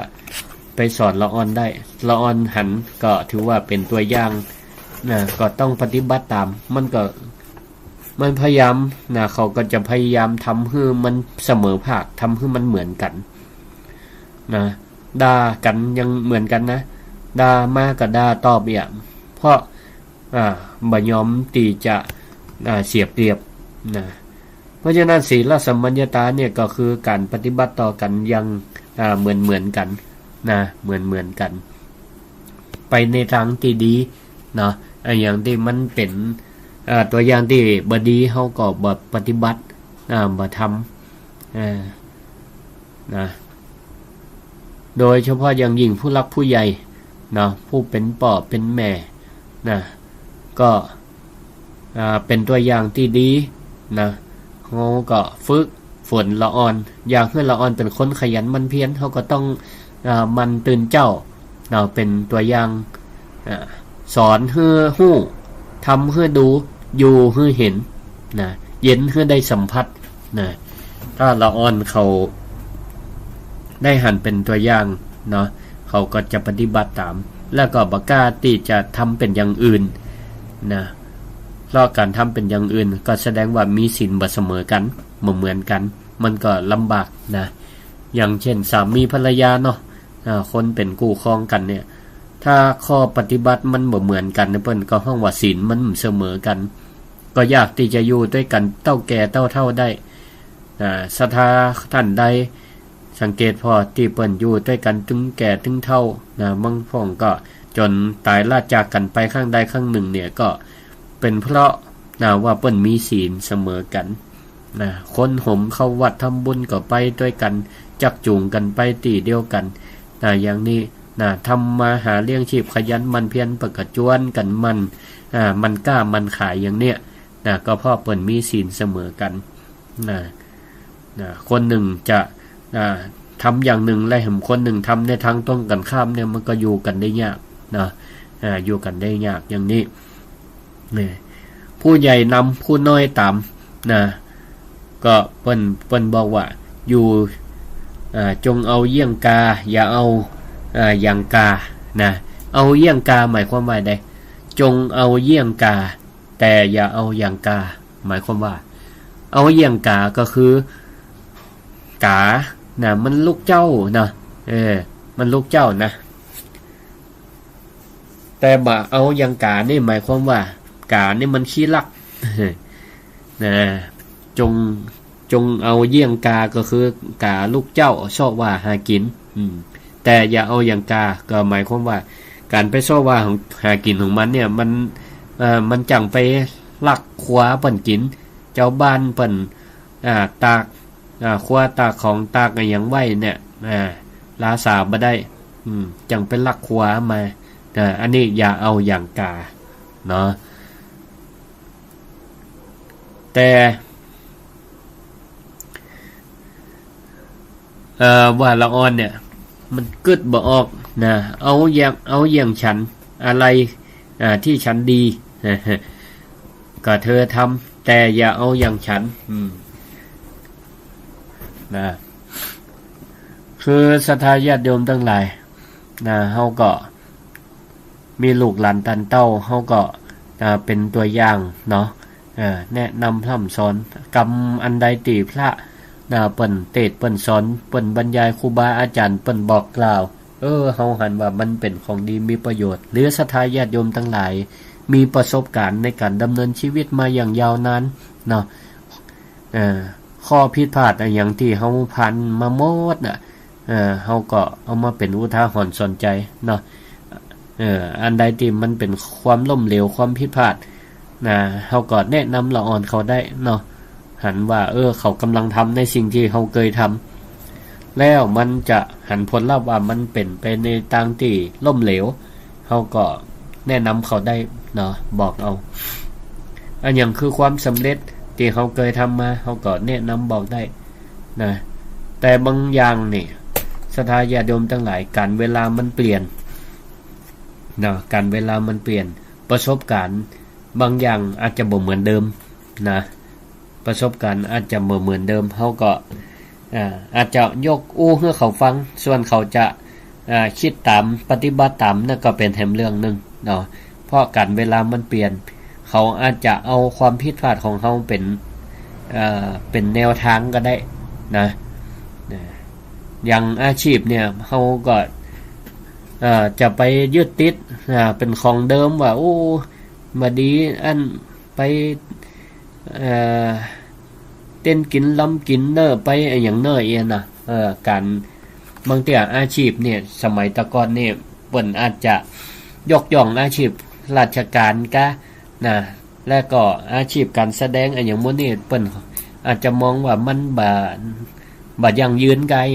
แต่การเวลาบัดเดียวเนี่ยมันก็เปลี่ยนไปละอ่อนเขาก็อาจจะมีมุมมองแนวคิดแหมอย่างแต่เขาก็สามารถแนะนำเขาได้เนาะการเวลามันเปลี่ยนไปบัดเดียวนี่อย่างก็ตัวอย่างเท่าแก่น้อย100 ล้านเน้นแต่เรื่องความขยันมันเพียร มีทักษะในการค้าขายประสบการณ์อาจจะเรื่องการศึกษาอาจจะบ่สูงนักเนี่ยแต่เขาก็มีวิธีแหมอย่างหนึ่งคะแนนว่าเฮาท่านทั้งหลาย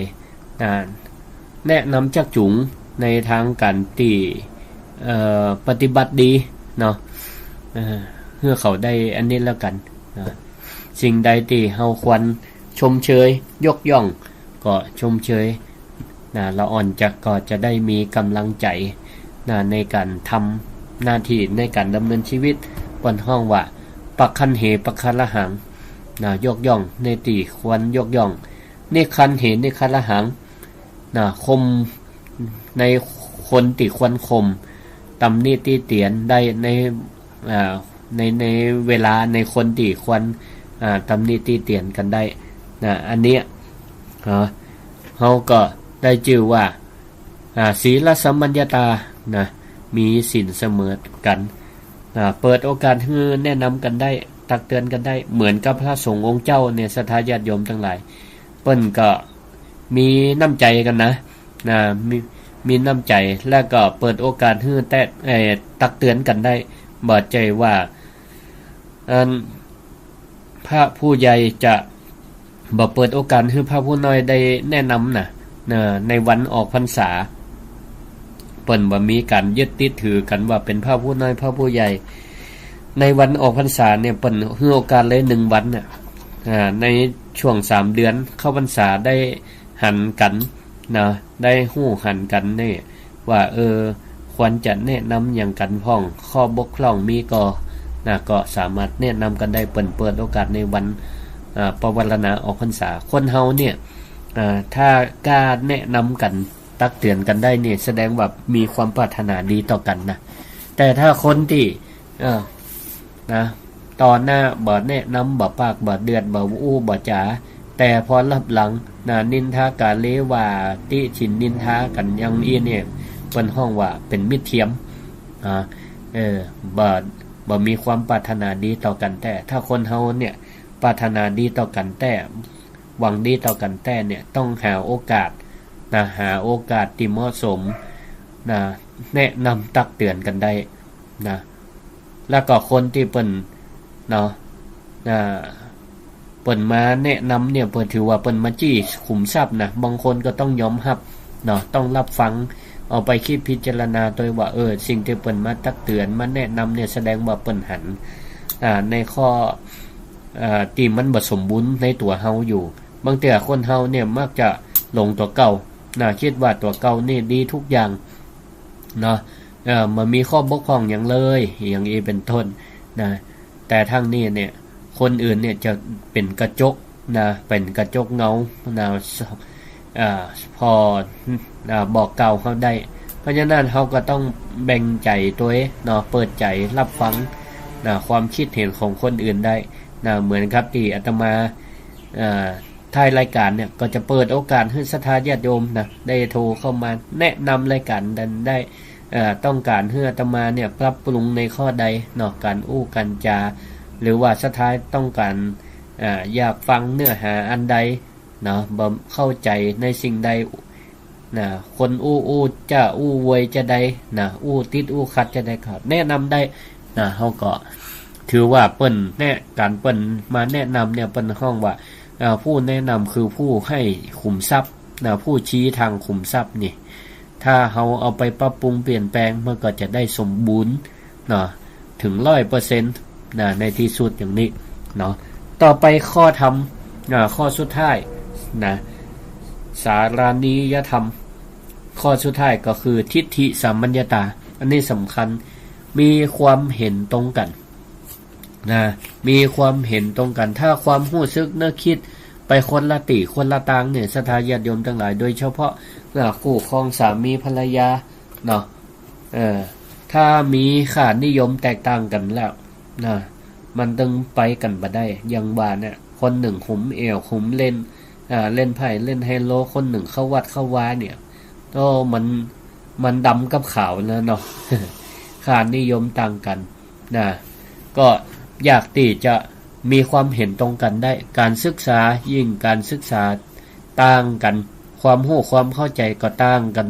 อู้กันก็บ่ฮู้เรื่องละนะเลยบ่ได้หันหน้าเข้าหากันบ่ได้อู้จาบ่ได้ปรับความเข้าใจมันตรงกันมีเรื่องมีราวนะอย่างกันแล้วนี่ก็บ่เจรจาพาทีใส่กันละนะความเห็นบ่ตรงกันอันนี้เป็นห้องว่าขาดข้อที่6เนี่ยนะก็คือขาดความเห็นตรงกันถ้าเฮาบ่มีความเห็นตรงกันก็อยู่ด้วยกันยากเนาะหันหลังจนกันแล้วนี่นะมายอมกันเลยนะลดลาวาศอกใส่กันแต่ถ้าคนหนึ่งเป็นไฟคนหนึ่งต้องเป็นน้ำอันนี้ยังแพนนะยังพอที่จะว่าได้ปรับทิฏฐิความคิดเห็นให้มันตรงกันได้เนาะสามารถยังพออู้กันได้หรือต้องอาศัยคนกลางนะมาช่วยเจรจาอู้กันเนี่ยแต่มันก็ยังว่าในโลกนี้มันก็มี2อย่างมีดำกับขาวมียาวกับสั้นนะมีบวกมีลบมีแม้แต่ในสภาเองก็ต้องมีฝ่ายรัฐบาลฝ่ายค้านเนาะมันจะไปเป็นฝ่ายเดียวกันมันก็จะบ่หันมันจะบ่หันข้อบกพร่องกันมันก็ต้องมีการค้านเป็นห้องว่าค้านอำนาจซึ่งกันและกันก็ต้องมีฝ่ายหนึ่งแสดงความคิดเห็นที่เป็นโครงการอย่างต่างๆเห็นฝ่ายหนึ่งก็ต้องมองถึงว่ามันมีผลเสียก็อย่างนี้เป็นต้นก้อยแนะนำก้อยจักก้อยจูงกันไปอย่างนี้เนี่ยก็จะทำให้เกิดความฮักกลมเกี่ยวกันได้แต่ถ้าบ่มีไผฟังไผเปิ้นห้องว่ามีอคติบังตาในที่สุดแล้วนะมีแต่อคติลำเอียงกันลำเอียงนี่มันมีหลายอย่างลำเอียงเพราะฮักกันนะอันนี้เปิ้นว่าดีก็ว่าดีไปหมดเพราะว่าเป็นหมู่เดียวกันฮักไข่กลมเกี่ยวฮักไข่กันนี่นะไผมาว่าหยังมาบอกหยังก็บ่ฟังนะอันนี้เพราะฮักไข่ชอบพอกันฮักไข่เพราะบ่ปอกันจังกันนะลำเอียงเพราะจังกันอันนี้มันก็มีอยู่คือหันเนาะลำเอียงเพราะกลัวกลัวแต่ว่าอันนี้เปิ้นเป็นคนมีอิทธิพลมีอำนาจมียศสูงมีตำแหน่งหน้าที่การงานสูงเป็นคนดีมีเงินอย่างนี้เป็นต้นเฮาก็เกิดความลำเอียงตัดสินผิดเพราะกลัวแต่อำนาจอย่างนี้เป็นต้นยิ่งถ้ามีอคติบังตาเนี่ยก็จะทำให้ความหันบ่ลงรอยกันไปบ่เป็นไปในทิศทางเดียวกัน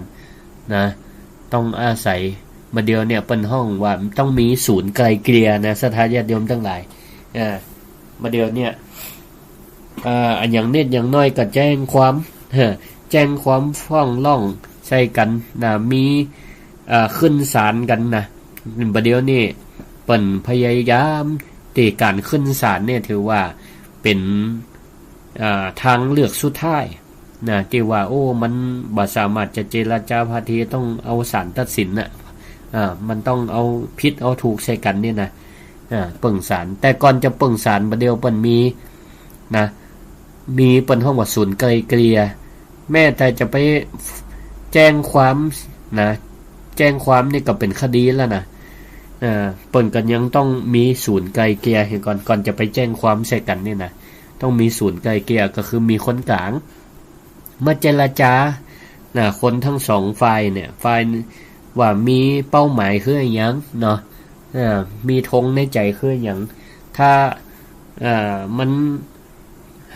คิดว่าสามารถเจรจาตกลงกันได้ก็จะเอามาอู้กันก่อน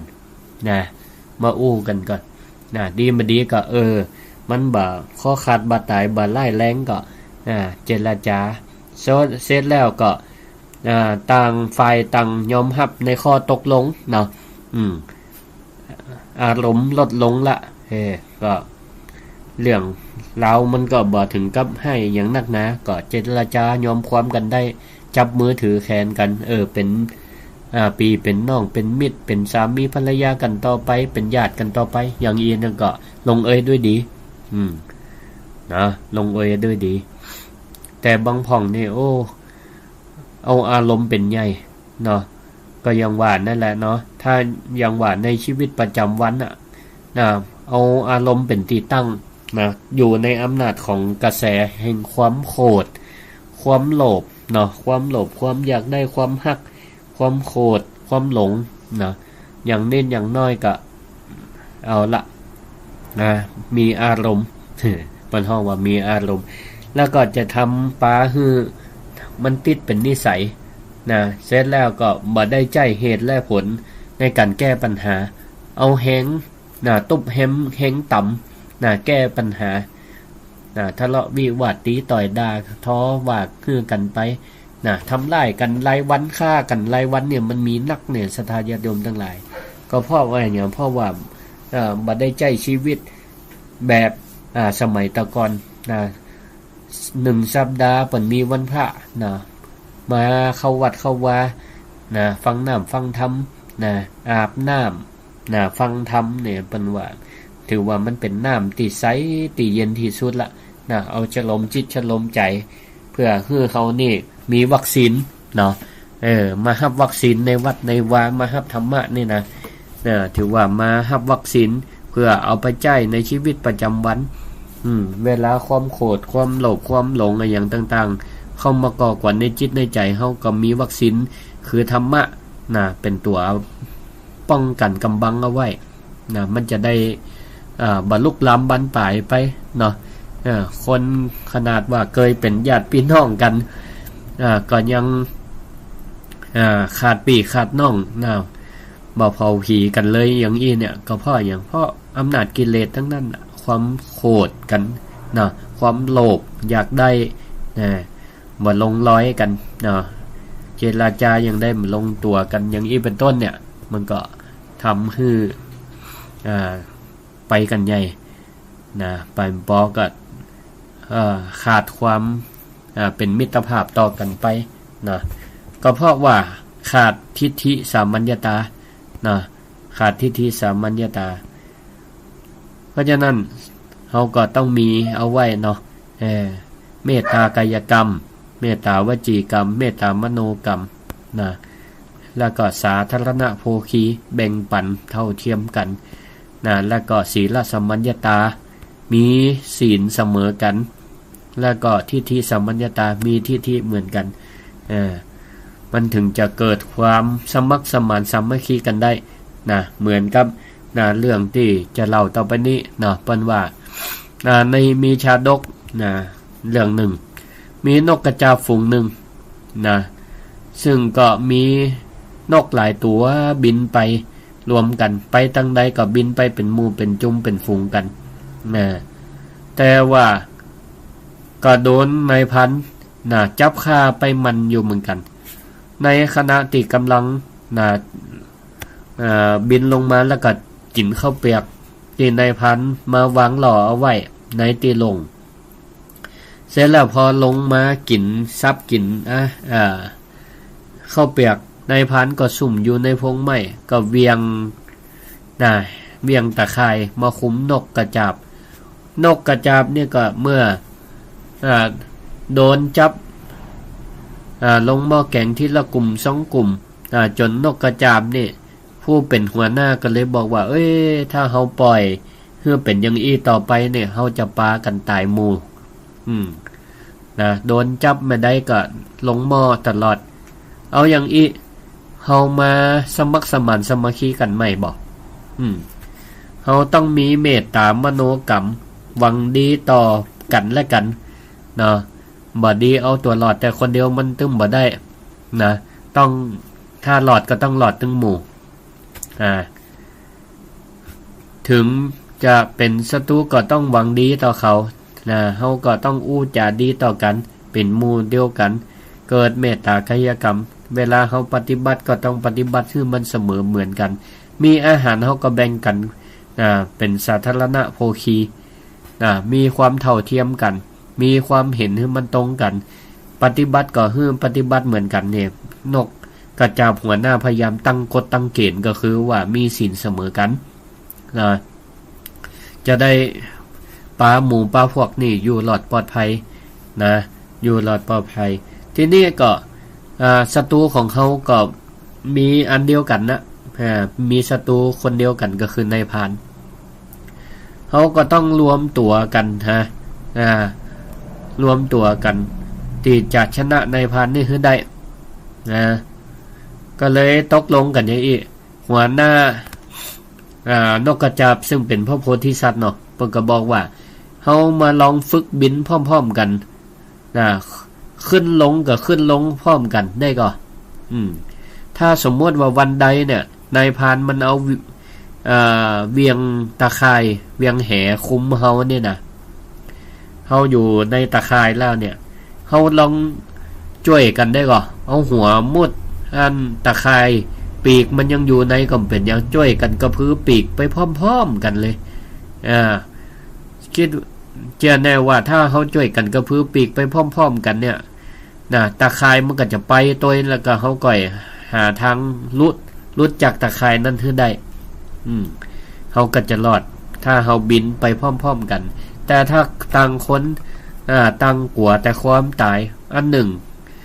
พยายามบินอันหนึ่งบ่พยายามบินอย่างนี้นี่ก็เขาก็บ่แป้แหงตะข่ายนั่นได้นะเมื่อตกลงกันจะอีกก็เลยคิดใหม่ทำใหม่นายพรานนี่ก็ใจวิธีกันเดิมแล้วปรากฏว่ารอบนี้ก็ตามที่ได้ตกลงนั่นหมายกันไว้นกกระจาบเป็นหมู่เป็นฝูงพากันบินขึ้นไปพร้อมๆกันนะเอาตะข่ายขึ้นไปตัวนายพรานนี่ก็งงแปลกอกแปลกใจว่าบ่เคยหันนกที่มันเอาตะข่ายขึ้นไปได้ก็เลยนายพรานก็เสียใจแล้วนึกในใจว่าเอาเจ้าพ่อวันใดถ้ามันแตกสามัคคีเมื่อใดเนี่ยเขาก่อยจับมันกินจับมันต้มมันแกงได้เหมือนอย่างแต่ก่อนแล้วที่นี่ก็มีวันหนึ่งมาถึงจนได้เมื่อนกกระจาบตัวหนึ่งขาดความเมตตากายกรรมก็คือนกตัวหนึ่งเนาะทลาลงไปย่ำนกตัวหนึ่งนกตัวนั่นก็บ่มีเมตตาวจีกรรมด่าเปิ้นด่าบ่พออกบ่พอใจที่มาย่ำหัวแต่ที่ว่าถ้าสมมุติเปิ้นขอโทษขอโพยกันก็อภัยกันเถียเนาะเนี่ยคนเฮาบางเที่ยเนี่ยเปิ้นขอโทษก็แล้วบ่รับกรรมขอโทษไปคิดไปไกลแหมมันย้ำมันย้ำศักดิ์ศรีกันนี่อันนี้สำคัญนะเพราะมีมิจฉาทิฐิความเห็นผิดไปกันใหญ่ในที่สุดก็นกกันเลยแตกคอกันแตกคอแตกกลุ่มแตกหมู่ที่มีความเห็นเป็นสองฝ่ายอันหนึ่งก็ว่ามันมาเยี่ยมอันนี้มันก็ผิดพลาดไปเปิ้นขอโทษแล้วล้อกันยังบ่ยอมเฮือไผกับไปเข้าหมู่นั่นหันอกหันใจนกติไปย่ำไปเผยเยี่ยมหัวส่วนเห็มฝ่ายหนึ่งก็ว่ามันมาใจละมันแกล้งกันละไปเข้าข้างเห็มฝ่ายหนึ่งก็เลยแตกความสามัคคีเสร็จแล้วก็โดนนายพรานเอาตะข่ายเข้าวานกะปรากฏว่าติดตะข่ายเสร็จแล้วก็ปรากฏว่าบ่มีความสมัครสมานสามัคคีกลุ่มหนึ่งก็ดึงเฉยเห็นกลุ่มก็พยายามจะบินก็บินบ่ขึ้นเพราะกำลังบ่พอนี่สุดท้ายแล้วสุดท้ายแล้วก็ปรากฏว่าโดนนายพรานยับเอาไปทำอาหารเหียเสร็จลงหม้อแกงเหียเรียบร้อยไฟตั้งไฟก็บ่ยอมกันเนาะแต่ความสามัคคีเนี่ยเพิ่นเฮาว่าบ่มีทิฏฐิสามัญญตาบ่มีความเห็นที่มันตรงกันก็เลยสุดท้ายก็คือตาย เป็นอาหารของนายพันไปการอันนี้ก็เหมือนกันเนาะสถานญาติโยมประวัติศาสตร์ของบ้านเฮาเมืองเฮาเคยตกเป็นเมืองขึ้นของประเทศเปิ้นบ้านเนี่ยก็หลายครั้งหลายคราบ บางครั้งนะก็การเปิ้นเพาะด้วยกำลังเนาะกำลังวังชานะกำลังสู้บ่ปอนะกำลังฝีมือบ่ปออันนี้เขาก็ยอมนะแต่มันน่าเสียดายเสียใจตรงที่ว่าเพราะความทะเลาะเบาแว่งกันภายในปล่อยให้เปิ้นมายึดบ้านยึดเมืองไปได้นี่โอ้อันนี้นี่ก่อนหน้าเสียอกเสียใจเนาะนะสมัยตะก่อนนี่ก็มีเหมือนกันเนาะบางทีเนี่ยเปิ้นก็มันเป็นกลยุทธ์เนาะการทหารนะบางทีชอบกันนี่ฝีมือเสมอกันน่ะบ่มีไผกั้นมีไผชนะคบกันจนเหมือนก็สุดท้ายก็มาใจอุบายหลอกล่อยุให้ลำตำให้รั่วยุแยงแต่แข็งรั่วปลาคือหมู่เดียวกันพิษกันเองเพราะศัตรูมาเป่าหูห่องยังห่องเนี่ยอันนี้เขาก็ต้องระมัดระวังให้ดีเนาะครอบครัวได้ตีเปิ้นมีความสมัครสมานสามัคคีกลมเกลียวปฏิบัติกันดีเนี่ยก็ขอให้รักษาธรรมะเอาไว้เนาะมีอันอย่างดีก็สอนลูกสอนหลานคือปฏิบัติต่อไปจะไปคือป้าเสียป้าแต่ความสมัครสมานสามัคคีในกลุ่มในหมู่เพราะกำเหนือกำใต้กำตั้งนอก อันนี้นี่ก็สำคัญอยู่เหมือนกันเนาะก็ฝากไว้เนาะกับศรัทธาญาติโยมทั้งหลายเนาะทำ6ข้อนี่นะศาลานิยธรรมทำตีให้คนระลึกถึงกันเนาะเมตตากายกรรมทำอย่างก็ด้วยความเมตตาวจีกรรมก็มีเมตตามโนกรรมจิตใจก็ปรารถนาดีต่อกันบ่คิดไล่กันสาธารณโภคีแบ่งปันก็ยังเท่าเทียมกันศีลสัมมัญญาตาปฏิบัติต่อกันคือเหมือนกันทิฏฐิสัมมัญญาตาคิดก็คิดให้มันเหมือนกันเนาะเอาละก็ในช่วงที่2มาก็ใกล้จะหมดเวลาก็จะเปิดโอกาสให้โทรเห็นประมาณ10นาทีนี้เนาะ064 949 5999รายการซีรีส์ธรรมกับเมืองเด้ออันนี้เบอร์ส่วนตัวนะศรัทธาญาติโยมทั้งหลายถ้าวันใดบ่ได้ออกอากาศนี่ก็มันบ่จะเป็นเบอร์ของสถานีเนาะบางห้องก็เข้าใจจดไว้ว่าเป็นเบอร์สถานีหรือฟังพระสงฆ์องค์เจ้าตนนั่นตนนี้ก็ลองฟังชื่อเปิ้นพอเด้อ แล้วก็ฟังเบอร์เปิ้นดีๆบางทีโทรมาแล้วอาตมาบ่ได้ออกอากาศแล้วก็โยมก็เข้าใจว่าเป็นตัวเจ้าที่เปิ้นออกรายการนี่นะบางทีก็บ่เคยรับเพราะว่าอันกว่าเปิ้นโทรเสียเวลาเสียสตังค์เพราะเปิ้นตั้งใจจะโทรเข้ารายการครูบาอาจารย์ที่เปิ้นกำลังออกอยู่ตอนนั้นเนาะตอนนี้ก็064 949 5999โทรเข้ามาได้เนาะรายการสิริธรรมกับเมืองโดยพระครูสิริธรรมบัณฑิตเนาะวันนี้ก็ปะกัน20:00 นถึง 4:00 นทุกวันพุธสัปดาห์ที่3เจริญปอนเจ้าไว้สาเด้อแม่หยังเจ้าอยู่เมืองแปร่เจ้าเมืองแปร่อำเภอเจ้าแม่ลำยองอินทวิสัยอำเภอ2บ้านหนองเซียวเจ้าอำเภอ2บ่น้อชัดเจนฟังขึ้นเนี่ยแม่ทั้งวันดีเฮาเนาะล่ะขอบคุณกันนักฟังขึ้นเนี่ยแม่เจ้าแม่ฟังขึ้นหยังฟังขึ้นอะไรอย่างนะ506เจ้าวันนี้เจ้าขอบคุณเจ้าของสถานีเนาะที่คืออันสถาตังอำเภอ2ได้ฟังรายการด้วยกันขอบคุณหลายๆแม่อยู่ดีมีสุขเจริญพรไปจากเจ้าแม่หยังอันนี้แม่ลูนอยู่บ้านวังคามน้องวัวแดงแต่กระแปงเจ้าสันกำแพงนี่ฟังขึ้นอย่างฟังขึ้นเลยที วัดไฟหิน อ๋อ เจ้า วัดไฟหินเนาะ เจ้า ชัดเจนดีเนาะ ใจนะเจ้า ขอบคุณหลายๆแม่ลูนเจริญพรอยู่ดีมีสุข เจ้า เอานะขอบคุณหลายๆเนอะอาจจะมาได้เปิดโอกาสให้โทรมาตลอดทั้งรายการเนาะก็เดี๋ยวมันจะขาดจังหวะไปนะบางทีคนอู้นี่กำลังอู้นะเกิดต่ำรักคำอยู่ เจริญพรฮัลโหล กับไม่สับเจ้า อ๋อเจริญพ เดี๋ยว ร มันจะลองโทรมาจากบ้านห้องห้วยการเป็นนะ อ๋อ เจ้า อันบ้านโฮงนี่เป็นฟังขึ้นอย่างห้วยตองซักกะ เจ้าวัน98ห้วยจ่องซัก อ๋ เจ้า อ98เนาะสาธุ เจ้า นึกว่ารับเลย จริงแล้วมันรับเตอร์ทำมาจบตอนนี้ ทำว่ามันจบเตี้ย สุดบนเจ้า บ่มีกำข่าวกันปะเนี่ย ทุกองค์ มีกำข่าวสั้นๆก่อน ก็การทำบุญทำทานนะกันเจ้า ว่าสักน้อยหรอ ขออนุญาตเจ้า อ่า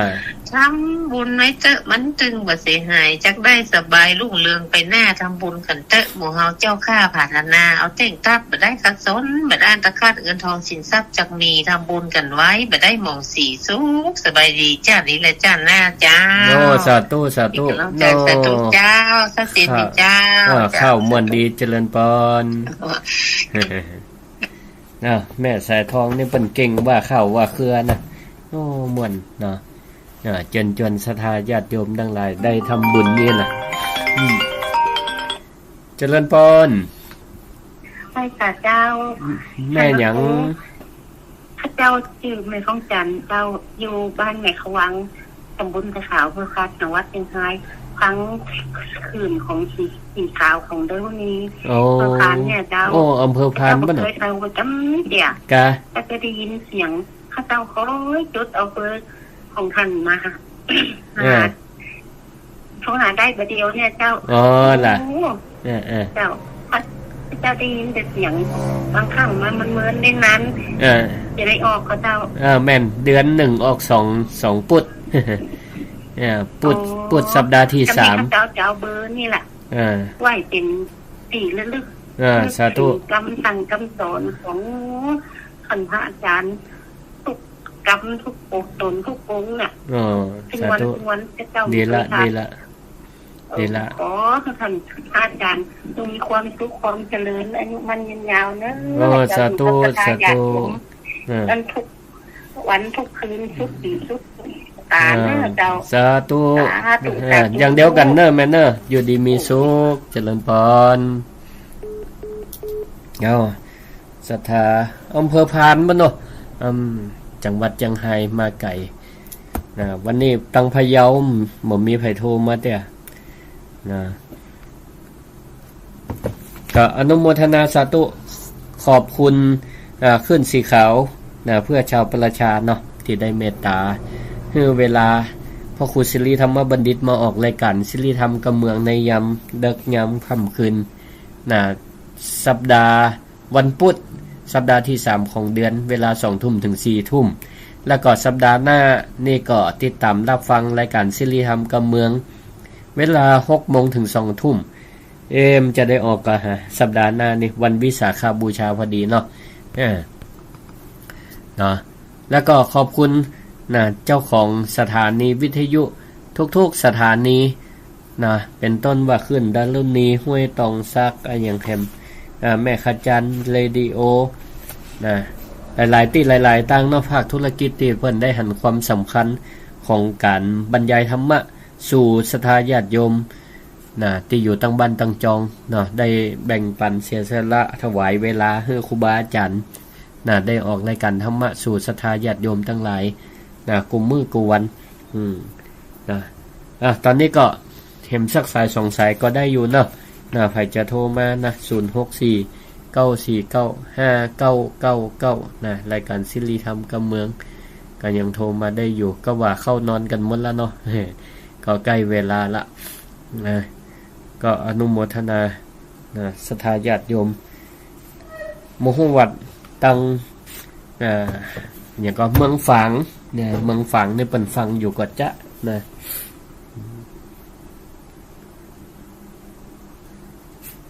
ก็สำหรับศรัทธาญาติโยมเนอะที่ฟังรายการทุกๆรายการของครูบาอาจารย์เนาะ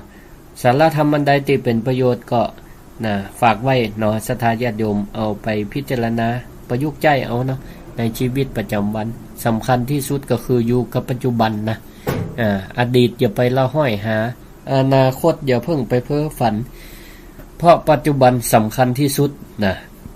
อดีตเนี่ยอย่าไปละห้อยหาเนี่ยก็ไม่ได้หมายความว่าเฮาเนี่ยลืมอดีตทั้งหมดเนี่ยจะกลายเป็นอัลไซเมอร์กันเห็นว่า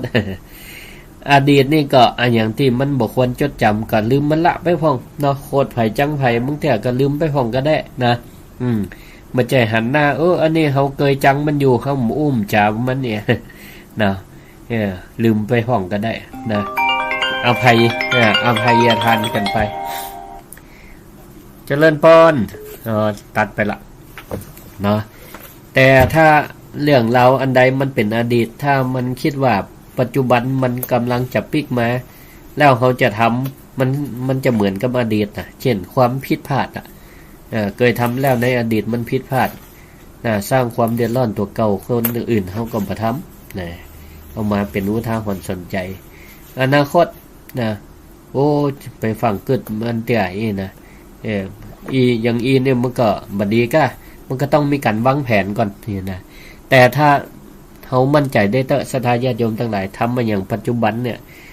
ทำแล้วมันดีอนาคตมันก็ต้องดีเนาะทำปัจจุบันไว้ดีอนาคตก็ต้องดีเนาะก็อนุโมทนาเจริญพร